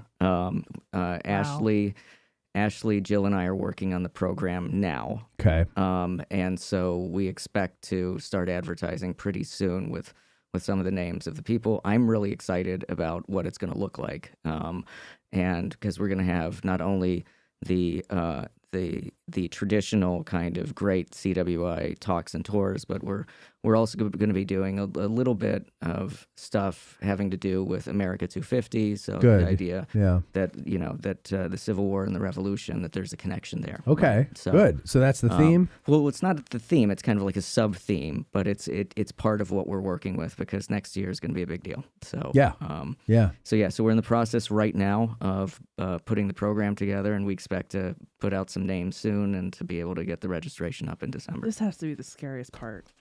For you, yeah. Of having It's taken the big this job. show, Ian. This is the big show, I show. know, I know. This is your make or break moment now. Let us know how we can help you. Okay. Yeah, honestly. Yeah, definitely. I mean, I'm no help, but I can sit there and go, "You're doing a great job." And even if I'm not, that's helpful, right? You're doing great.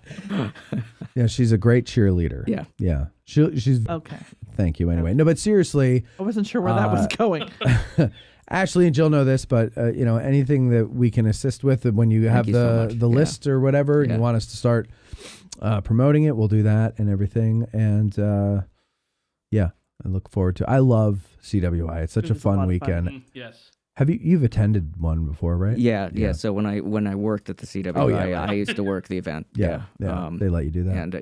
And and this is back in the old days of social media in the 2010s, right? Yeah. So when everything was kind of playful, right? So like I used to live tweet from the CWI account and things like that. Oh, and, that's cool. Yeah. And people wouldn't pile on and say terrible things. So that was it's nice. a different world now. Yeah. Wouldn't. I said wouldn't. It was like kind of gentle. Yeah. And things don't feel the same. Now they're like, no.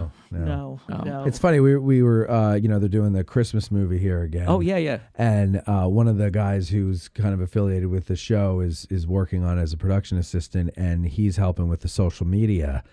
And they'll make an announcement, like, they're closing off part of Baltimore Street to shoot this weekend. And they'll make an announcement about it. And there's always some ass in the comment section with just like a unnecessary negative comment. What was it that he told me? It was like, so I guess they don't care about people who live here who need to get through on Baltimore Street. It's like, you live here and you don't take the alleys anyway to avoid the main roads. Come on, like. What you don't know how to do that? Like it's a good thing for your town to have a movie shoot here. Yeah. But they have to be negative about something all the time. Yeah. So being from Pittsburgh, I think often of Fred Rogers, right? And I just think about a message of kindness. Yeah. And kind of growing up and watching Mr. Rogers. I know this sounds probably pretty lame to some people. Very Pollyanna, but go ahead. Yeah, but just thinking about him, I've been thinking about him a lot lately because, like everybody else, I do look at comment sections and things. And then I'm like, that was a great thing to be able to just tell kids that, kindness goes a long way. Yeah. Right? And that they're special. And, I loved Mr. Rogers as well, one of my favorites. So knowing that you are from Western PA, as am I, where exactly? Did you grow up in the city? So no. I'm from Clarion. Oh, right. Okay. Yeah. That was kind of a voice that came. Yeah. It was. He has a board of my voice. Yeah. She also says things like this. More people are dying in horrible ways in Gettysburg, Pennsylvania. Anyway, we could go on forever, Ian, with that, but go ahead. You were saying. No. So I was born in Pittsburgh. My family bounced around and moved because my dad was in the brewing industry. And then, so we moved a bunch of places, and then we moved back to Pittsburgh in 1989, and I grew up in Sewickley. So, Sewickley. Yeah. Nice. Wow. Never heard of it. But it's a congratulations. nice little town. Small town. And only people from that area know how to say it, but that's okay. Sewickley? Sewickley. Yeah, Richness. Rich does, of course. Yeah. How do you spell it? I couldn't even tell you. Sewickly. And that's pronounced Sewickley. Okay. Mm-hmm. Okay. All right. I can accept that. Listen, Ian, it was great having you on. I'm yes, glad you accepted our invitation. The pleasure was all mine. Yes. Thank you so much for having me. And please come back again. When you do have the schedule, come back on to announce it. We will. And, we'll talk about it. And we'll talk about, and like give us the preview, and then we'll have the information, and we'll do ads for it until June. All or right. any nerdiness. Yeah. Oh, yeah. Yeah, and if you think of something, let me know. Well, if you also want to come on and do an actual history episode with us. Ooh, that would be cool. And if you want to do World War I or whatever, we can do that. Yeah, we could do that. I'd like that. Yeah. Okay, good. I'm not on those ones. He doesn't like me for those because I'm not cool enough or smart enough. Well, it's just easier to go one-on-one with somebody than, when you're having fun, it's nice to be in a group. When you're trying to get down to the nitty-gritty, it's just one-on-one. Yeah. Eye contact, and that's it, right? Maybe one other person. That's all. Okay. All right. So we're going to take a break. Ian, thanks for coming on. Thank you so much everybody, for having me. Go ahead and sign up for the Farm Ball Lecture, and we will talk to you in a bit. It's hard to be arrogant when you're just average. Matt and Beth will be right back.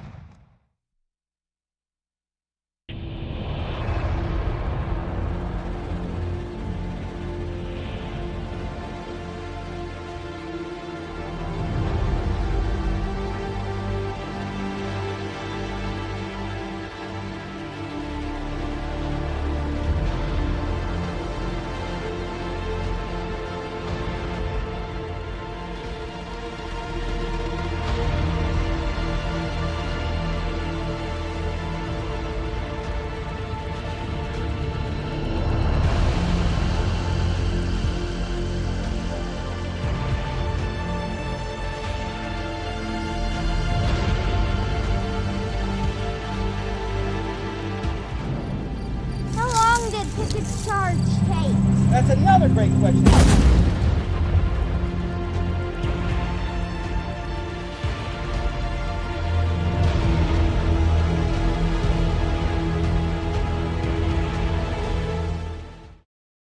If you like this podcast and what we're doing here, please like, share, and subscribe. Thank you very much. Who can forget the sounds of the 60s? The 1860s. I can't, and you can't either. Now, there's Marching Through Georgia, the exciting new album by Billy Webster. All of your favorite hits of the 1860s in one place. Such hits as Gary Owens,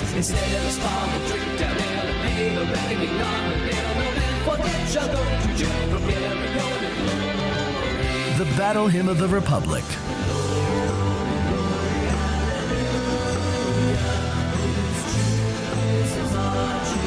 All Quiet Along the Potomac Tonight,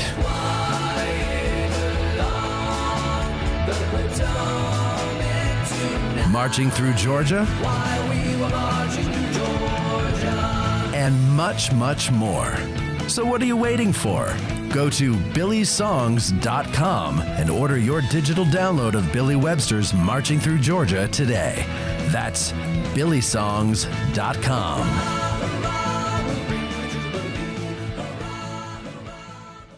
Seminary Ridge Museum and Education Center, Gettysburg's premier museum, is housed in the historic Lutheran Seminary building constructed in 1832, a witness to the first day of battle. The museum's 3 floors of exhibits connect visitors to the dilemmas that led to the Civil War, provide a powerful and personal view of the battle's first day, and explore one of the battlefield's largest hospitals. No visit to Seminary Ridge Museum and Education Center is complete without a guided tour of the building's famous cupola, where on the eve of battle, officers and civilians saw thousands of Confederate soldiers' campfires burning to the west, and Brigadier General John Buford watched for vital federal reinforcements as fighting erupted on the morning of July 1st. Today, you can stand where Buford stood and discover how this view helped chart the course of the Battle of Gettysburg. Your trip to Gettysburg is not complete without a serious visit to Seminary Ridge Museum and Education Center, Gettysburg's premier museum. Purchase tickets online at seminaryridgemuseum.org or call 717-339-1300. To get tickets or a cupola tour, listeners may call or walk in and mention addressing Gettysburg, or by ordering online using the promo code AG1863 for 20% off. Seminary Ridge Museum and Education Center. It began here. There's a devil to pay.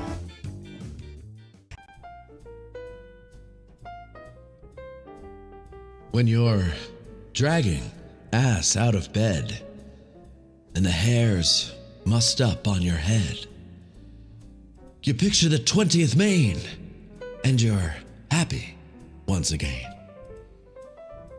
Fight the battle against being slow with little ground top, bro.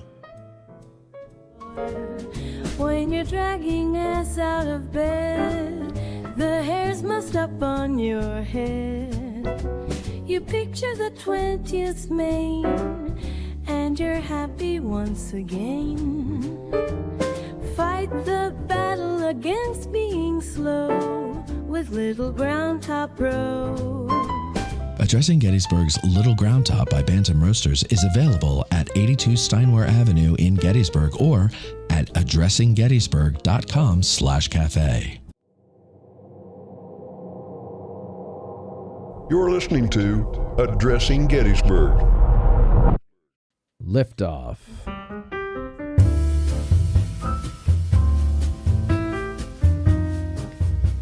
Oh man, should I tell you about how we sold out of another 18 pounds of Little Ground Top today? Nah. You know that's going to happen every week, ladies and gentlemen, because that's what it does. Every week it sells out. Why? Because it's delicious. But I want to tell you about something else, ladies and gentlemen. Whether you like this show or not, you really should become a patron of it. And that is because, that's how we make it happen. But also, we believe that because you support us on Patreon, that you should get a little something extra. And so we do episodes for patrons over there on Patreon. And eventually, some of them come out. Not all of them, some of them. They come out for free to the general public when I get around to it, eventually, someday, maybe. But they're always there on Patreon. You can also join Patreon and follow us for free, which if you do like AG Today specifically, you're going to want to do at least by January, if not immediately right now today. Because AG Today will be living over on Patreon solely come January with the rebrand into Addressing History. And that is because I believe AG Today actually hurts YouTube's performance more than it helps it. And it's not Bethany's fault. Stop taking the blame for that, Bethany. It's not your fault. Is that why you said you're sorry? No. I mean, yes, but no. I'm not taking all the blame. You had something to do with it. No, it's an algorithmic thing, and it's about consistency, and this is inconsistent with the other things we put out, okay? But anyway, Patreon is consistently history. No, it isn't, because this is there too, and it will be there. Anyway, it's consistently the place to go to help Addressing Gettysburg continue and grow. And so that is what? Patreon.com/Addressing Gettysburg. That's Patreon.com/Addressing Gettysburg.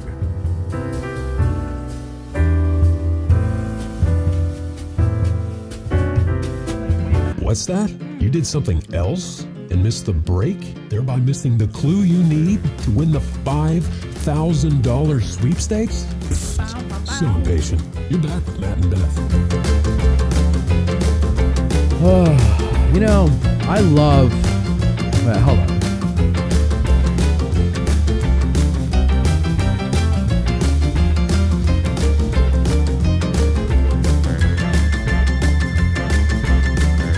I don't need any fancy speed metal guitars. I don't need a lot of noise. I just good old American rhythm and blues music just gets my heart pumping every time. Pumping every time. I introduced Ezra to Ray Charles. Oh. The other Which day. song? Wait, let me guess. Mess Around? No, we actually started with Nighttime is the Right Time. Bat Jack. And you come round Oh, more, Hit the Road more. Jack? Yeah, Hit the Road Jack. That's basic. That's Ray Charles 101. I know, but he was like, "Mommy, can you play that Get Back Jack song?" It's a good one though. I mean, Yeah. it's a great one. There was nobody like Ray Charles. He's good. He was great. Yeah. Okay. I enjoy him. Got to bring my water in. Oh no, Tad, can you bring Cindy's water, Tadley. please? Tad. I'm sorry. Please report to the studio with water. Dad. Thank you, Oh, Tad. thank you. What a good boy. Thank you, Tad. We love That was Tad. very Isn't We do he love cute? Tad. Tad is great. I got to tell you, Tad, go to the microphone back there, please, if you will, if you don't mind. And thank you, Mike, for moving the microphone to him. Good. How are you? Tad, I want to tell you, has been a stalwart companion editing the Little Big Horn Tavern Talk with Jim Hessler. I hear And about this every day. yes, he really is a great help. And I got to tell you something, guys. What? Tad showed me his reel the other day. It just showed me a couple of works that he did. And I said, what did I say, Tad? Well, I said that he's a very deep kid, number one. Yes. Yeah, that's obvious. Very talented. I think one of them actually got to you a little bit personally. Personally, it did, yes, about the audience. Yeah. Losing the audience. And but not only that, but I said to him something to the effect of, everybody around me is actually more talented than I am. And no, it's true. Because I'm looking at what he was Going to doing. ignore that. And he was, well, how old were you? 20 years old? Yeah, I was 20. 20 years old. And these were very well shot, well put together, well written, well thought out. And you had to do it in what, like a week? Or was it? Actually, yes. Some of them, yeah, were a week. We had to do one every week for the class I was in. Yeah. Every week you had to do that. Yeah. So that's really good. Mm-hmm. And now, of course, anybody could do anything at 20, but True. what you were doing at 20 was something that I don't know many people in their 30s or even my age who have the depth to do what you did. And so, in other words, Tad is a very talented, bright kid. He is. And we're very lucky to have him along with us, but he's also a great help in editing these videos because, you know, and I feel bad for him, but we're very similar in many ways. Like when we start singing to ourselves to stop from going crazy or things like that. But as we're going along, you know, we're trying to trim the fat because it's like I said, it's a 2.5 hour thing that we're trying to get down to an hour 15. And at some point going through it, I said, Tad, you know what I think we have to do? And he goes, what? And I said, I think we have to break this up into chapters, like with a title. Mm-hmm. And he's like, oh, yeah, you're right. And I go, I know. That was the nice way of saying yeah, right. Because it's like, we were both disappointed that I had this idea because that meant extra work, right? And it was also because it was like 2:30 and we had been here since like 11 or something. Right. So we just went online. I found the Budweiser painting of the Little Bighorn battle, Custer's last fight, I think it's called. Zoomed in on it and put a title over it. And every time the subject changed, that's what we saw. Next day, we're working on it. We're going through it. And I'm seeing those titles and I go, Tad, you know what I think? He's like, what? And I go, I think we need to get pictures that pertain to the subject of the new chapter and remove the backgrounds and put some kind of like fire or smoke background behind the pictures and then have the title over it. And he goes, yeah, you're right. That's not what I said. What did you say? I was like, do we actually have to do that? Knowing that yes, we had to do it, but I asked, like, do we actually have to do that? Okay, that's true. That's technically what he said. And so we then started doing that. And then when we were doing it the third day, I said, Tad, you know what we're going to have to do? He's like, no. I said, you know what we're going to have to do, Tad, is when we get done doing all these chapters, we're going to have to cut a couple of them out. Yeah. After doing all this work on the graphics. Mm-hmm. And he goes, oh, definitely. Yeah. Right. Because we still have to get it down to an hour 15. This is going to take forever to do. But once we get this done, it's going to be easier to do the others because we're actually creating the format of the show in editing. Mm-hmm. And so, you know. But Tad is a great help, and I just want to publicly acknowledge you, Tad, and thank you for the help that you've been providing to me because it's the help I need, and it's making it a whole lot easier and frankly more enjoyable to do. I like to collaborate with people. I don't like to be left alone in an office all day. Right. Yeah. With my thoughts. No, thank you for saying that. And like I said, it can get frustrating, yes, whenever you come up with an idea that's like, yeah. But it's all for the greater good. And but you know yourself because you're the same way. Yeah. And you know exactly how it works. And then you're the same, you know that once you have the idea and you know it's a better idea than what you already were doing, it has to happen. Yeah. Or that you will never forgive yourself. Mm-hmm. So anyway, that's Tad. But Tad, you're up in Barry, the director of photography, was there, and Chris Webb was there, and they were kind of setting up where they want everything to go. Mm-hmm. And tell me what's so exciting about it, Tad. You were down there for the whole time. Pretty much the whole time, yeah. No, it's just been, it's really kind of surreal to see, because obviously this has been something that's been in preparation for months, for a very long time, and I've been a part of it since about summertime. So seeing it all sort of now start to come together is a really, really exciting thing and a really interesting thing. And then also just seeing, Gettysburg, where I grew up and where I live, starting to get transformed back into what it looked like in 1863 is also a really, really cool thing. Have they dropped the dirt yet? No, so that's tomorrow. Tomorrow, okay. Activity. When do they actually start shooting there? Saturday. And what is the first thing they're shooting? I believe Saturday is the Lincoln procession, so that's going to be the big shoot with all the extras and everything like that. That is Saturday's main gig. And how are the bleachers not getting in the shots? So it's essentially just a thing that the bleachers are sort of like up in this area. So, okay, they're, let me. Oh, wait, yeah. They're at the intersection of Breckenridge. Yes. And so it's up the hill. Yes. For people just trying to paint a picture in your head. Go ahead. Thank you for that. No. Mm-hmm. And so essentially what that means, though, is that just we can't shoot up that way. Right. But the procession came down from that way. Did it? Yes. Yeah. Well, I hope somebody on the production knows that. I mean, are they going to green screen? Yeah, there's going to be a green So they're going to put a green screen in front of the bleachers. Not in front of well, no, because then people couldn't see. Yeah, well, who cares? It's a movie. Like they paid $100. Well, that's their stupid mistake. Why would you? First of all,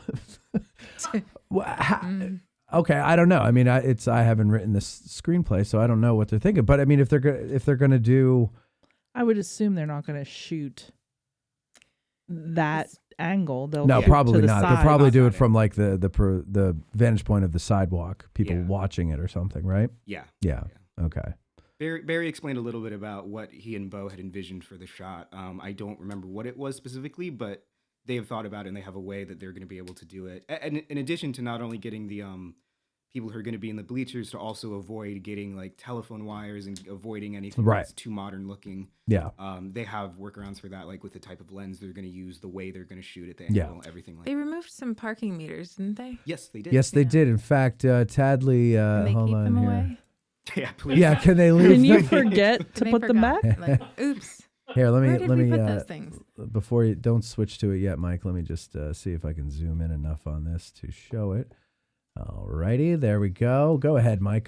Camera 6 there. There you go. Right there, ladies and gentlemen. That is a lovely sight, huh? Beautiful sight in Gettysburg. If anybody from the town council is watching, why don't we just keep them away for the rest of eternity? But you know that somebody was mad that the parking meters are getting removed. Of course. Somebody left a Facebook comment saying like, saying that the production should pay for all the parking meters for the days that we're going to be. I'm sure they are paying for them. Yeah, but it's like it's just free to remove the parking Yeah, meters and oh take my over the God. street. Guys. It's just somebody being petty. That's what we were just talking about with Ian. It's just people have to be little weenies. It's just it's insane. It is insane. Get a life. Like get a goddamn life. Stop. Like that's how you feel better before you go to bed at night, is to shit on somebody who's actually working, who's actually doing something with their life, who's actually doing something for the community. You're going to bitch about farging meters? Oh. Yeah. I cannot tolerate people like that. No, and then another frustrating thing was that a lot of those comments came under a video that was made discussing how the road closure was going to work and discussing how like, hey, if you live here, like you're still going to have access to everything.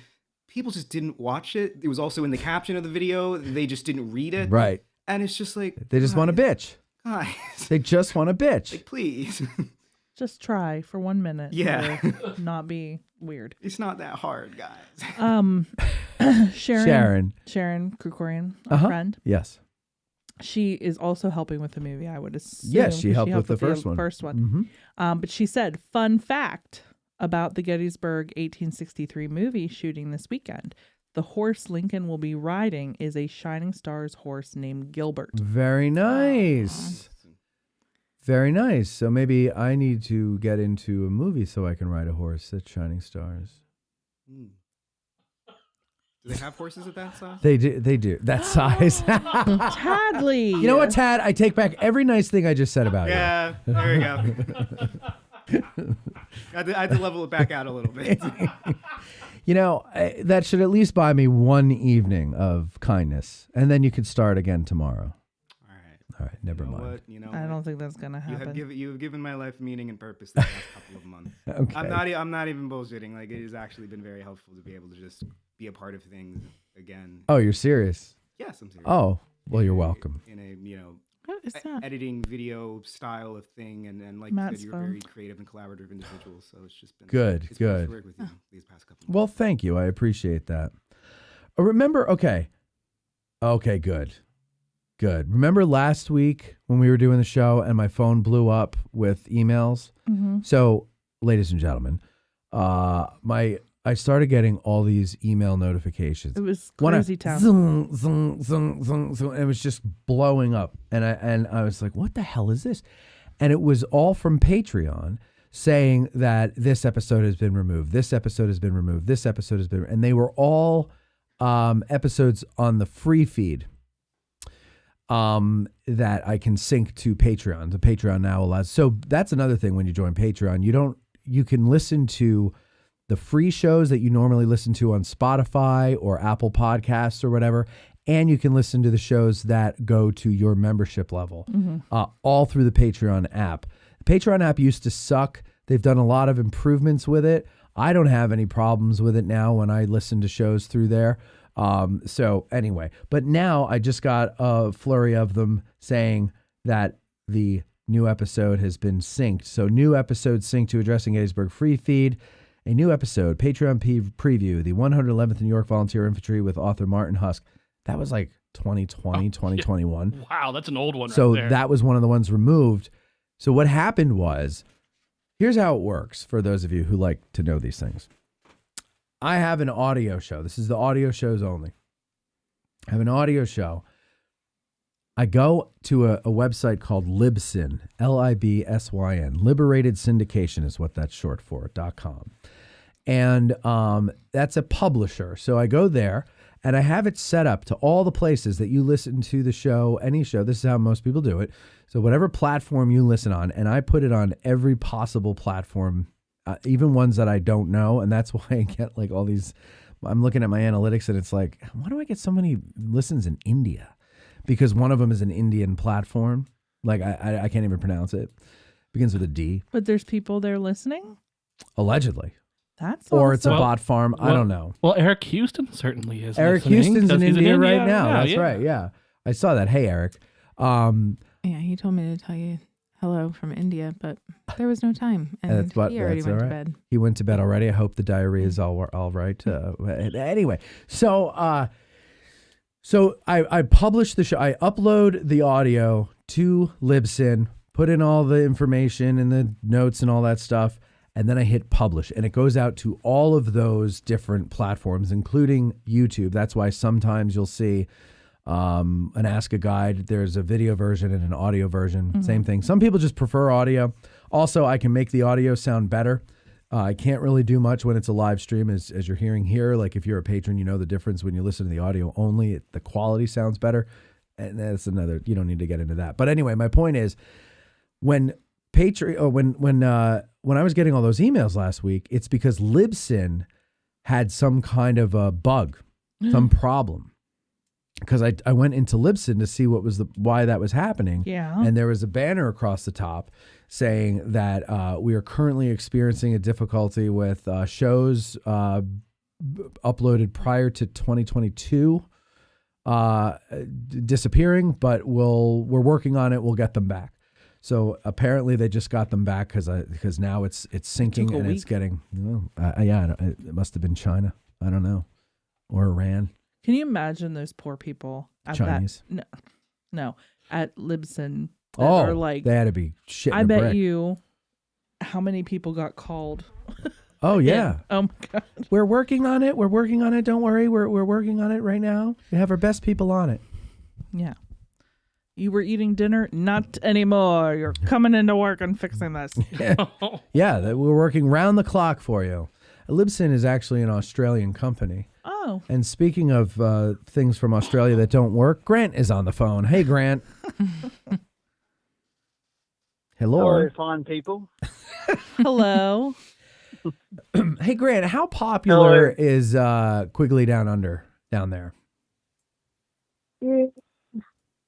Cult favorite at best, I guess. Cult favorite, yeah. It's like it's a very good movie, I think, but it was probably released, it was when Westerns were changing already, and it was very old-fashioned, so. Yeah.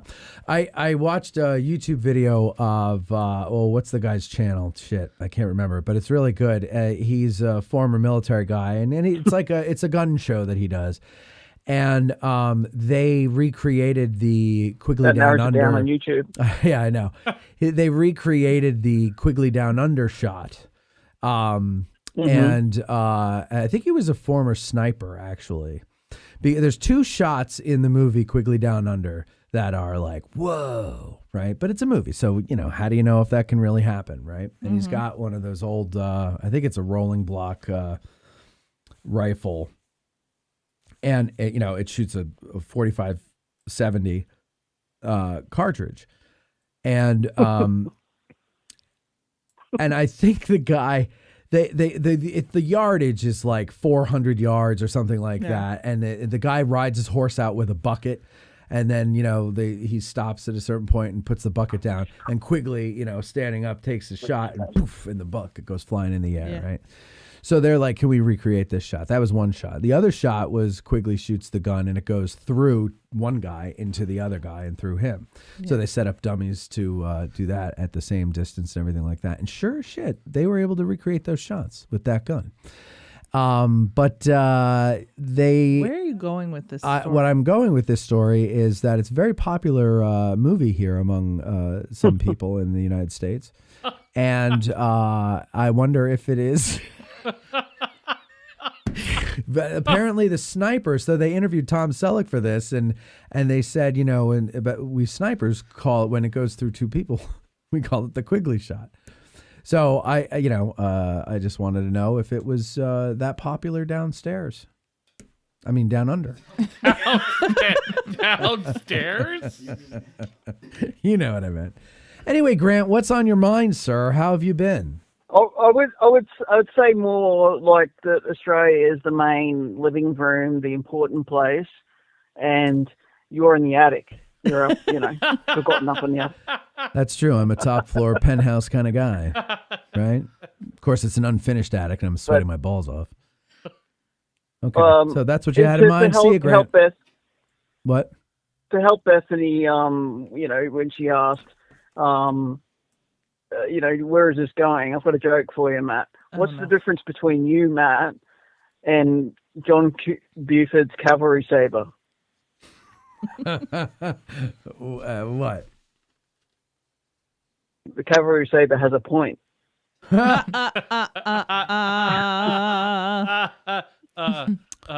that was good.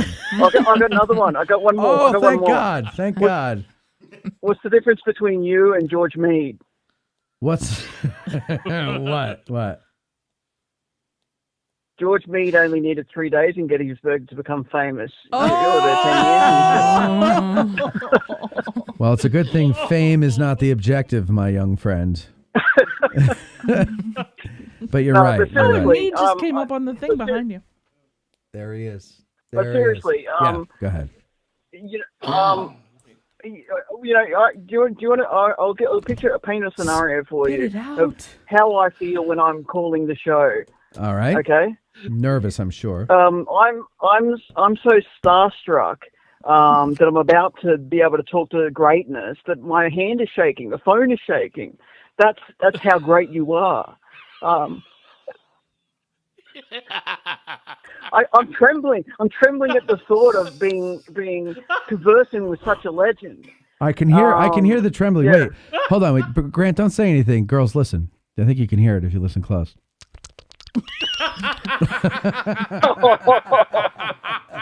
Yes, your hand is trembling, young man. God. Oh. You've got to be. We're adults here. This is a serious show. Yes, that was very adult. It is a serious show, God. and you're 57 years old. Hey, Grant. Hold on. Let me see if I can find. I want to show the video that you did of Bethany. Did you use copyrighted music for that? Bethany smoking the bong. Oh no, I deleted it because it was the AI was hitting my account. Like some of the AI's videos don't go well with Instagram. For some reason, it gives you a warning not to use it, so I had to delete it. Maybe I'll put it up again in a different way. But it was good though. What? He had to take it down. He had to take it down. Oh, that's too Long bad. story short, he had to take it down. He might try again. Okay. Reading Aid, or sorry, hold on there, Grant. Reading Aid sent in a super chat. Thank you. Reading? Is it Reading or Reading? I was gonna go with reading. I'm thinking aid is from Reading. No, I think it's a reading aid. Oh, I thought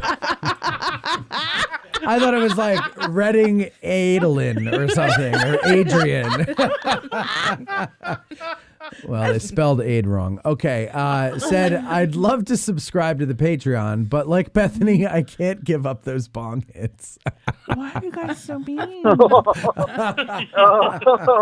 Hey, listen, for the cost of just one bong hit a day, you can become a patron. How expensive is marijuana that you can't afford $15 a month to support your favorite I podcast? love how he's looking at you. I know. Yeah. Grant, I'm believing your AI now. I'm looking at Bethany for answers about marijuana. I'm pretty sure I've talked about the one time I've seen weed in my entire life. Where's Court when you need him? He could answer that question. I thought it was money. Sir, you dropped this. Sir, you dropped your oregano. Thanks. Hey, Bethany. What, honey?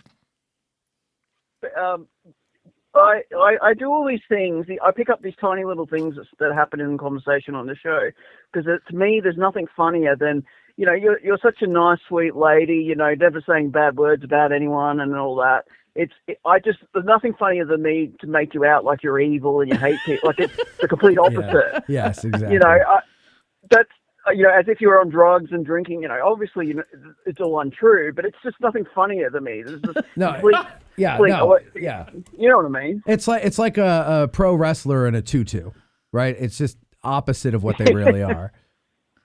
No, I get it, and that's why it cracks me up too. Especially the bong one was so good though, because the AI didn't make it look like she was smoking a bong; it made it look like she was drinking the bong water. And then she takes a swig of the bourbon, or the other way around. I forget which was first. Oh God, that was so funny. Oh, too bad. Do you have it on your phone at least? Yeah, I'll send it to you. Okay, yes. And you can show it. Send it to me show it now. to her at dinner time or whatever later. No, send it to me now on Instagram. He's working, sweetheart. What does that mean? But yeah, I will. But there's just two other things I want to get to, and then I'll go. Oh, okay. Oh, sorry. I didn't realize you had an agenda. Go ahead, Grant. Well, you guys want to go to dinner. I don't want to hold you up. It's true. We got the news to do. Please continue. Are you going to? What role are you going to get on Bo's movie? Because you didn't really get a role last time around. I don't shoot until January. I've signed an NDA. I can't talk about it. Do we know who's starring in it? Oh, besides me? Yeah, who is in the movie? Oh, of course you. I can't talk about that either. No.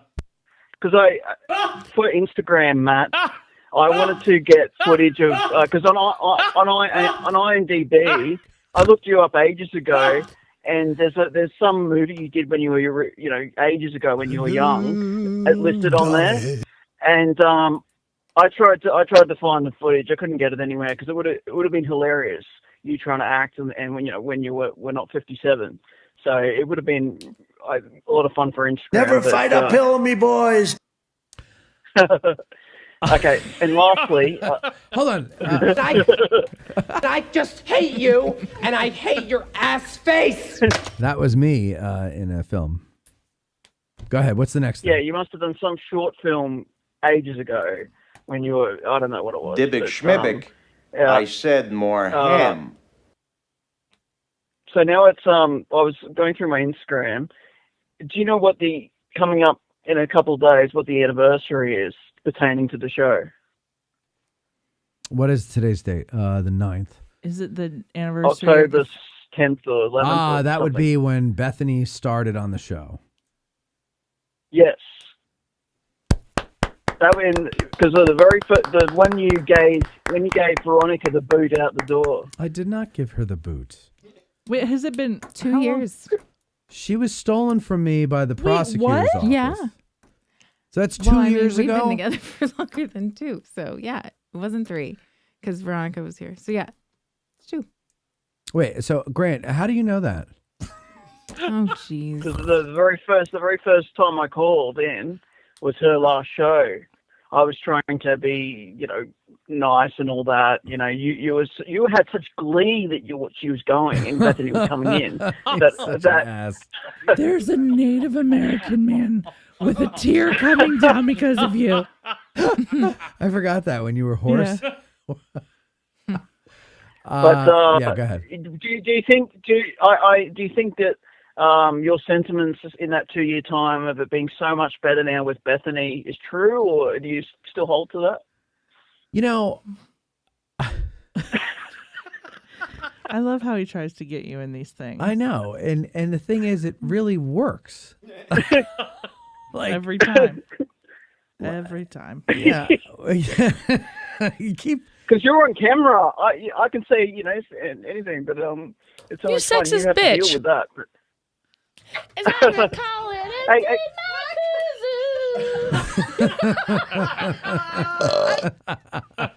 just to finish up, do you remember the story, Veronica, a story of you where that sexist bitch and her rant came up from? How you had some meeting with a group of on a tour, and you left her somewhere, and do you remember that? That wasn't when she said you sexist bitch. No, but it would be fitting. Oh, in her mind, yeah. In her mind, yeah. That I'm trying to remember what she said you sexist bitch for. I think it was something about I thought it was on the news. It was. I don't remember. You weren't there. Were you there, Mike? Let me see if I can. Maybe. At some point. I don't remember. Hey, Cindy, you there? Mm-hmm. Do you wish to report? What's that? What stories? Oh, I didn't see him for a few days. That makes it challenging. She was away. Well, that must have been great. She must have had a nice time. But then you had a nice time. You went down. You saw Paige. I saw Paige. Right? You went. That's why she wasn't here on last Thursday's show. Was because she was down visiting Paige in South Kakalaki, and apparently and I had saw a great Grant time. Zebra.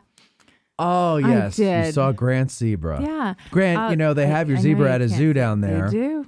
And they're South waiting for you Carolina. to come and pick it up. Just like I have right over here, Grant, your 2023, 2024 Listener of the Year Award waiting for you to come and pick it up. When are you coming to visit us, Grant? It's a good question. I'll figure it out. It's certainly not going to. It can't be this year. I'm not going to make any promises this time. I'm just going to have to just show up, and Is there something? I can't go through all the planning and what happened before. I can't go through all that, so I'm just going to have to sort it out and not make promises and just show up. So Is there something? Is there something we can do to expedite that? No. It's all on me. I just have to show up. I'll sort it out, but it's the handle, so it'll still have to be next year sometime, March or April at the earliest. But the winter is when it's most beautiful. No, it isn't. Grant, you're right. Don't listen to her. I couldn't. No, but you guys are used to it. I've never even been in snow once, like proper snow. Yeah, I would. He's not the man from Snowy River. Yes. Grant, snow is actually very beautiful. To look at in a photograph. Very beautiful. And yes, it's cold, but you come inside. Yeah. You come inside. That's true. But it would just be difficult to go from beautiful sunny weather here and then have to have a whole other outfit and all that. Listen to me, you whining little whelp. Okay, I gotta go. But Bethany, by the Sorry, I way, didn't mean to thank take you up for so the much of your honesty about time. Your condition, and you guys enjoy dinner. I gotta go. So have All fun. right. See ya. Bye, All right, love see you ya. later. Don't get fired. Okay, that was Grant Nelson. What's his name? O'Brien. Grant O'Brien. That's his name. Little Grant. And Reading Aid said, and yes, my name is Adrian. Good job, Matt. So I got something right. All right. So that means, ladies and gentlemen, Matt, what? like literally it is 10 till 8. I know. All right. You know what? Give me 3 stories. Can you do 3 stories? Your top 3. People need to know We only what's- ever give you the top 3. Well, it seems like it takes a lot longer. Let's. God forbid we talk. Exactly. Thank you. Heaven forbid. I know. All right, ready? And now, all the news that's fit to print and a good deal that's not. Here's AG Today's lead anchor, Bethany Yingling, with current events and sidewalk conditions. The Longest Yarn, a global tribute to D-Day, has made its way to Gettysburg now through October 30th. Local shuttered museum to be raised. More. Two Pennsylvania state troopers really do hate wounded. you. Suspect killed after gunfire erupted in Franklin County. 15-year-old charged as adult after bloody attack. All this and more on today's news. Well, let's talk about big bulls then. I had to change my thing because we talked about the film already. I'm not talking about it again. Not because I don't love it, but Right. No, I guess we've we already already done talked about it. All right, what's going on? A towering act of remembrance that stretches 265 feet, spans multiple nations, and brings the story of D-Day to life through thread, texture, and time has quietly unspooled in Gettysburg. Oh. Now through October 30th, the World War II American Experience Museum is hosting The Longest Yarn, a free international fiber arts exhibit commemorating the 80th anniversary of the D-Day invasion and the Battle of Normandy. The immersive display features 83-dimensional knitted and crocheted panels, each handcrafted to depict scenes from before, during, and after June 6th, 1944, when more than 150,000 Allied troops stormed the beaches of Nazi-occupied France. It's only the second of 3 locations in the United States that will host The Longest Yarn, said Lonnie Buck, the owner of World War II American Experience Museum. It was originated in France. After traveling to a few other countries, it'll return there. It's located in the front lobby. It is 265 feet, equivalent to 80 meters. It unfolds across carefully arranged rows, weaving a vivid timeline from the invasion's planning in London through the Normandy landings and their aftermath. Scenes include paratroopers boarding gliders, landing craft approaching the beaches, tanks rolling off ships, battlefield medics tending to the wounded, and villages reduced to rubble. Iconic landmarks. I will not be able to pronounce any of those, but there are iconic landmarks on the patches. Each panel took hundreds of hours to complete. They're incredibly detailed, from the tiniest patches to the flowers. So definitely go and check that out. They are, let's see, there is a website that is thelongestyarn.com. It is a self-funded project. It's also a registered nonprofit association in France, which is where it first debuted in 2024. So since then, it's drawn 250,000 visitors across Europe and the United States. After Gettysburg, it's going to travel to Virginia Beach, Virginia. So yeah, they helped set up the display because some of the crafters actually loved Gettysburg and had visited. They do have different merchandise things for sale as well in their gift shop. All proceeds go toward handling the traveling exhibit. Any excess funds go to the veterans' charities. So the World War II Museum, if you are not familiar, it's at 845 Crooked Creek Road in Gettysburg. It's open Monday, Wednesday, Thursday, Friday, and Saturday from 10 a.m. to 5 p.m., Sunday from 12 to 4.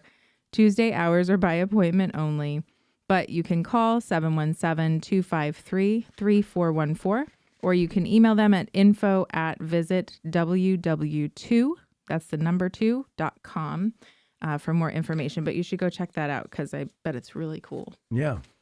All right. Bethany, that's your turn. The site of the former Battlefield Military Museum on Baltimore Pike, just south of Gettysburg, is close to demolition with an adjoining site seeing restoration. What? With what? With an adjoining site seeing restoration. Oh, okay. When are they doing that? She's about to tell you. I know. I'm just trying to make tell it. You, yeah. The certificate of appropriateness application submitted by American Battlefield Trust to demolish the former museum building and another structure, which is that little house that's back there, at 920 Baltimore Pike, was approved by Cumberland supervisors at a recent meeting.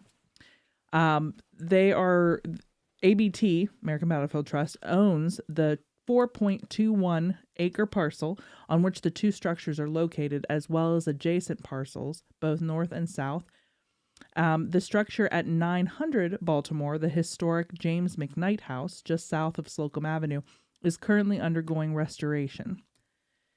The structure on the 0.63 acre parcel at 950 Baltimore would be demolished, and there will be walking trails with interpretive signage and markers. Nice. If you go to ABT's website right now and you click on this project, you can see kind of like here's a picture of what it looks like now, and then there's like a slider of what it's going to look like that kind of comes over it. It's actually going to be, there'll be a little parking area, the house, and then all this open land with some interpretive signage. It's actually going to be very nice. Yeah, I can't wait for that. That'd be nice. Because it is kind of an eyesore now. So Yeah. I'm glad they're going to do something with it. There is no official date for when that will happen, but I bet you it's going to be In the one of next 4 years. Well, they've been working pretty quick here. Yeah. Yeah, this is actually a pretty fast project as the way land acquisition goes. So I bet you would probably be by the springtime. Isn't it funny? So they're a nonprofit, obviously, right? And people give lots of money to them, small all the way up to big, right? And look at all the work that they do. Now you look at the Park Service, and that their money comes from confiscation, right? Not given willingly. And they could never do this. No. Yes, I mean taxes. They could never do this. No. It's just another vote for the private sector. That's all. That's all I'm saying. Nonprofit's the way to go. The problem, truthfully, being with the difference here being the park has 6,000 acres that they have to deal with, and all the buildings that are on it, and all of this stuff. Well, what's the total properties that or acreage that the ABT has around the country? Around the country, I don't know the answer to that question. 75,000 You're acres. full of shit. Well, that's not true. Someday, guys, you'll get there. If I feel like they probably got there, but they don't. I don't know. Then give it to they the give it to the parks. Not always. But they try I don't know. to. I'll have to ask Gary when he comes in December. Yeah. How that all works. Since we're only allowed 3 stories, I wanted to mention this one that I didn't put in the headlines, but super congratulations goes out to Sarah Parrish O'Brien. Oh, she got married. She did. To Grant. Funny. A locally owned bakery in Gettysburg that is known for offering a variety of baked goods and custom cakes will soon be moving to a new location. So she, everybody knows, is currently at 52 York Street in Gettysburg. She's been there, I think about 2 years, right? I think so. Since opening her bake shop more than 2 years ago, Sweeter Than Sap has become well known for offering homemade cinnamon rolls, custom cakes, which if you've seen any pictures of her wedding cakes, they're gorgeous. Cheesecakes, cupcakes, brownies, and many more sweets. She announced that she will be relocating to a new space that is situated less than a mile down the road.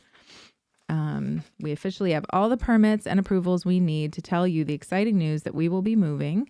While I love our current space and the opportunities that it has brought the bakery over the past 2 years, I simply need more room to continue growing. So they are moving to 756 York Road in Gettysburg due to the lack of kitchen space and lack of parking for her guests. So Sweeter Than Sap's new bakery location will double the size of her current space, coming in at approximately 1,400 square feet. It will also now feature a parking lot with 28 available spaces, as opposed to the bakery's current street parking and nearby parking garage. Currently, they're working on renovations of the new home. She hopes to be there in mid-November or before Thanksgiving. I think the way she needs to say that is free parking. It is free parking. Free yes. parking and very close to the building. In fact, it surrounds the building. Yes. But until the move, they're operating out of their current location. Current hours are Friday, Saturday, Sunday. Friday 11 to 6, Saturday 9 to 8, Sunday 9 to 2. And the other exciting piece of this is that EJ Smokehouse has announced that they will be partnering with the bakery on a regular basis because their move to a new space and a larger space makes it easier for them to do. So you'll be able to get your meats and sweets on a regular basis. We don't know the specifics of our schedule yet, as that needs to be figured out. We still plan to work with some of our current partners and fundraising events, but for now, we can say your wishes have come true. EJ and SAP will finally be back together in the same location like old times. So good. You will be able to That's have very EJ nice. Smokehouse. And They're a Sweeter very Than nice SAP. family. They really are. And it's very nice to see that working out for them. Yeah. Bethany, what's your next story that you have for us? A juvenile is being charged as an adult after attacking a person at the Adams County Rec Park. Ugh. The assault took place at the Gettysburg Recreation Park on Log Lane around 7:15 p.m. on September 28th.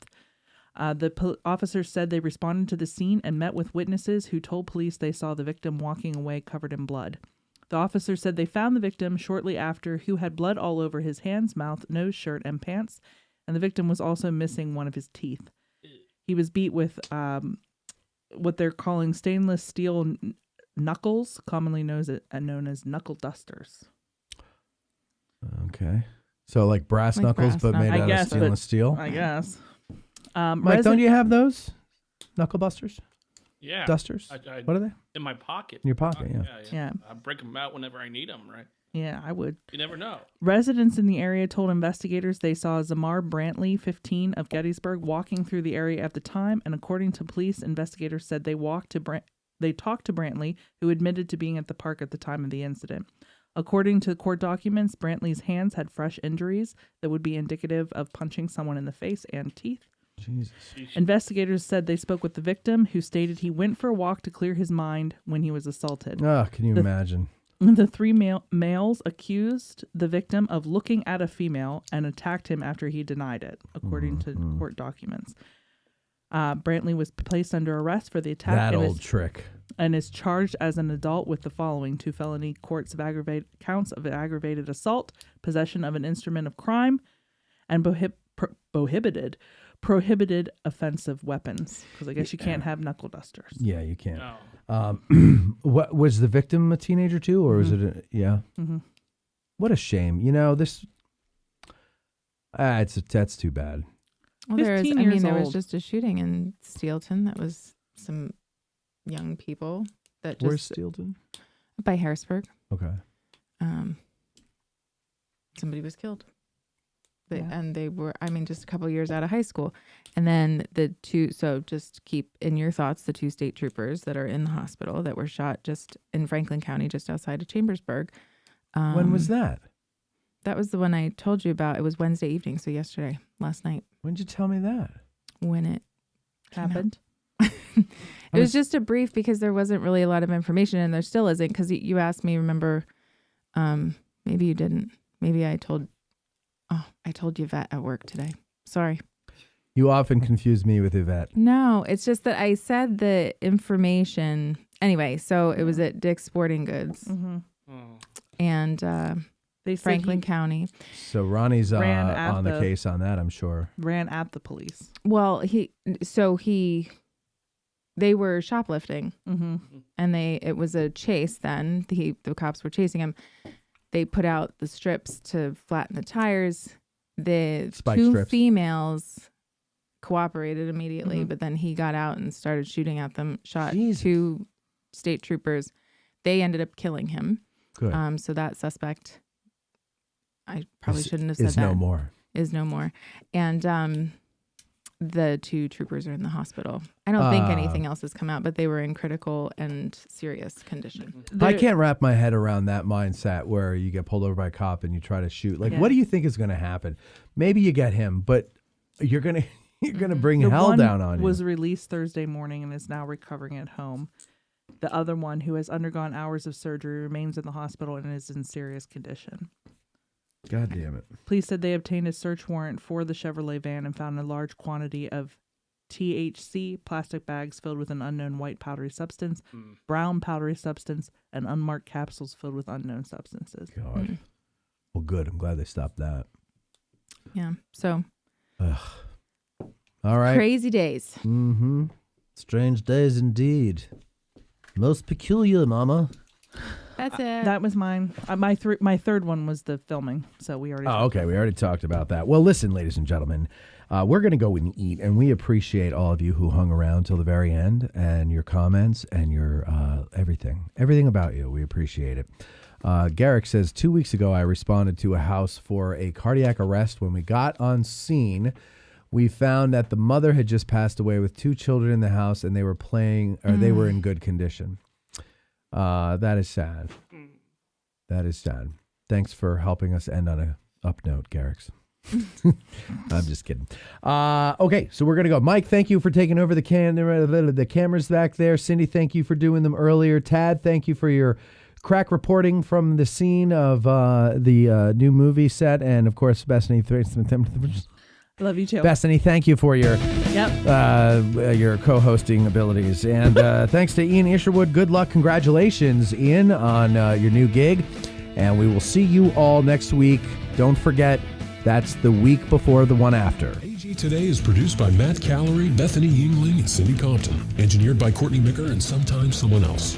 Guest bookings by Cindy Compton. Guests of AG Today stay wherever the hell they can. We don't have that kind of budget, but maybe someday if you become a patron at www.patreon.com/addressinggettysburg. To be a guest on the show, send an email to cindy@addressinggettysburg.com. I'm Testicles Maximus, the voice of AG Today. Thanks for listening.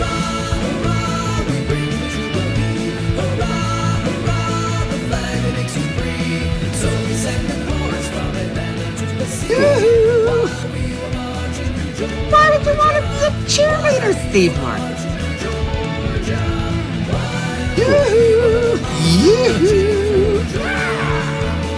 Blah, blah, blah, blah, blah, blah, blah. Let your friend choke to death out in that river. This concludes our broadcast day. Grabbed and pulled and hurt my neck.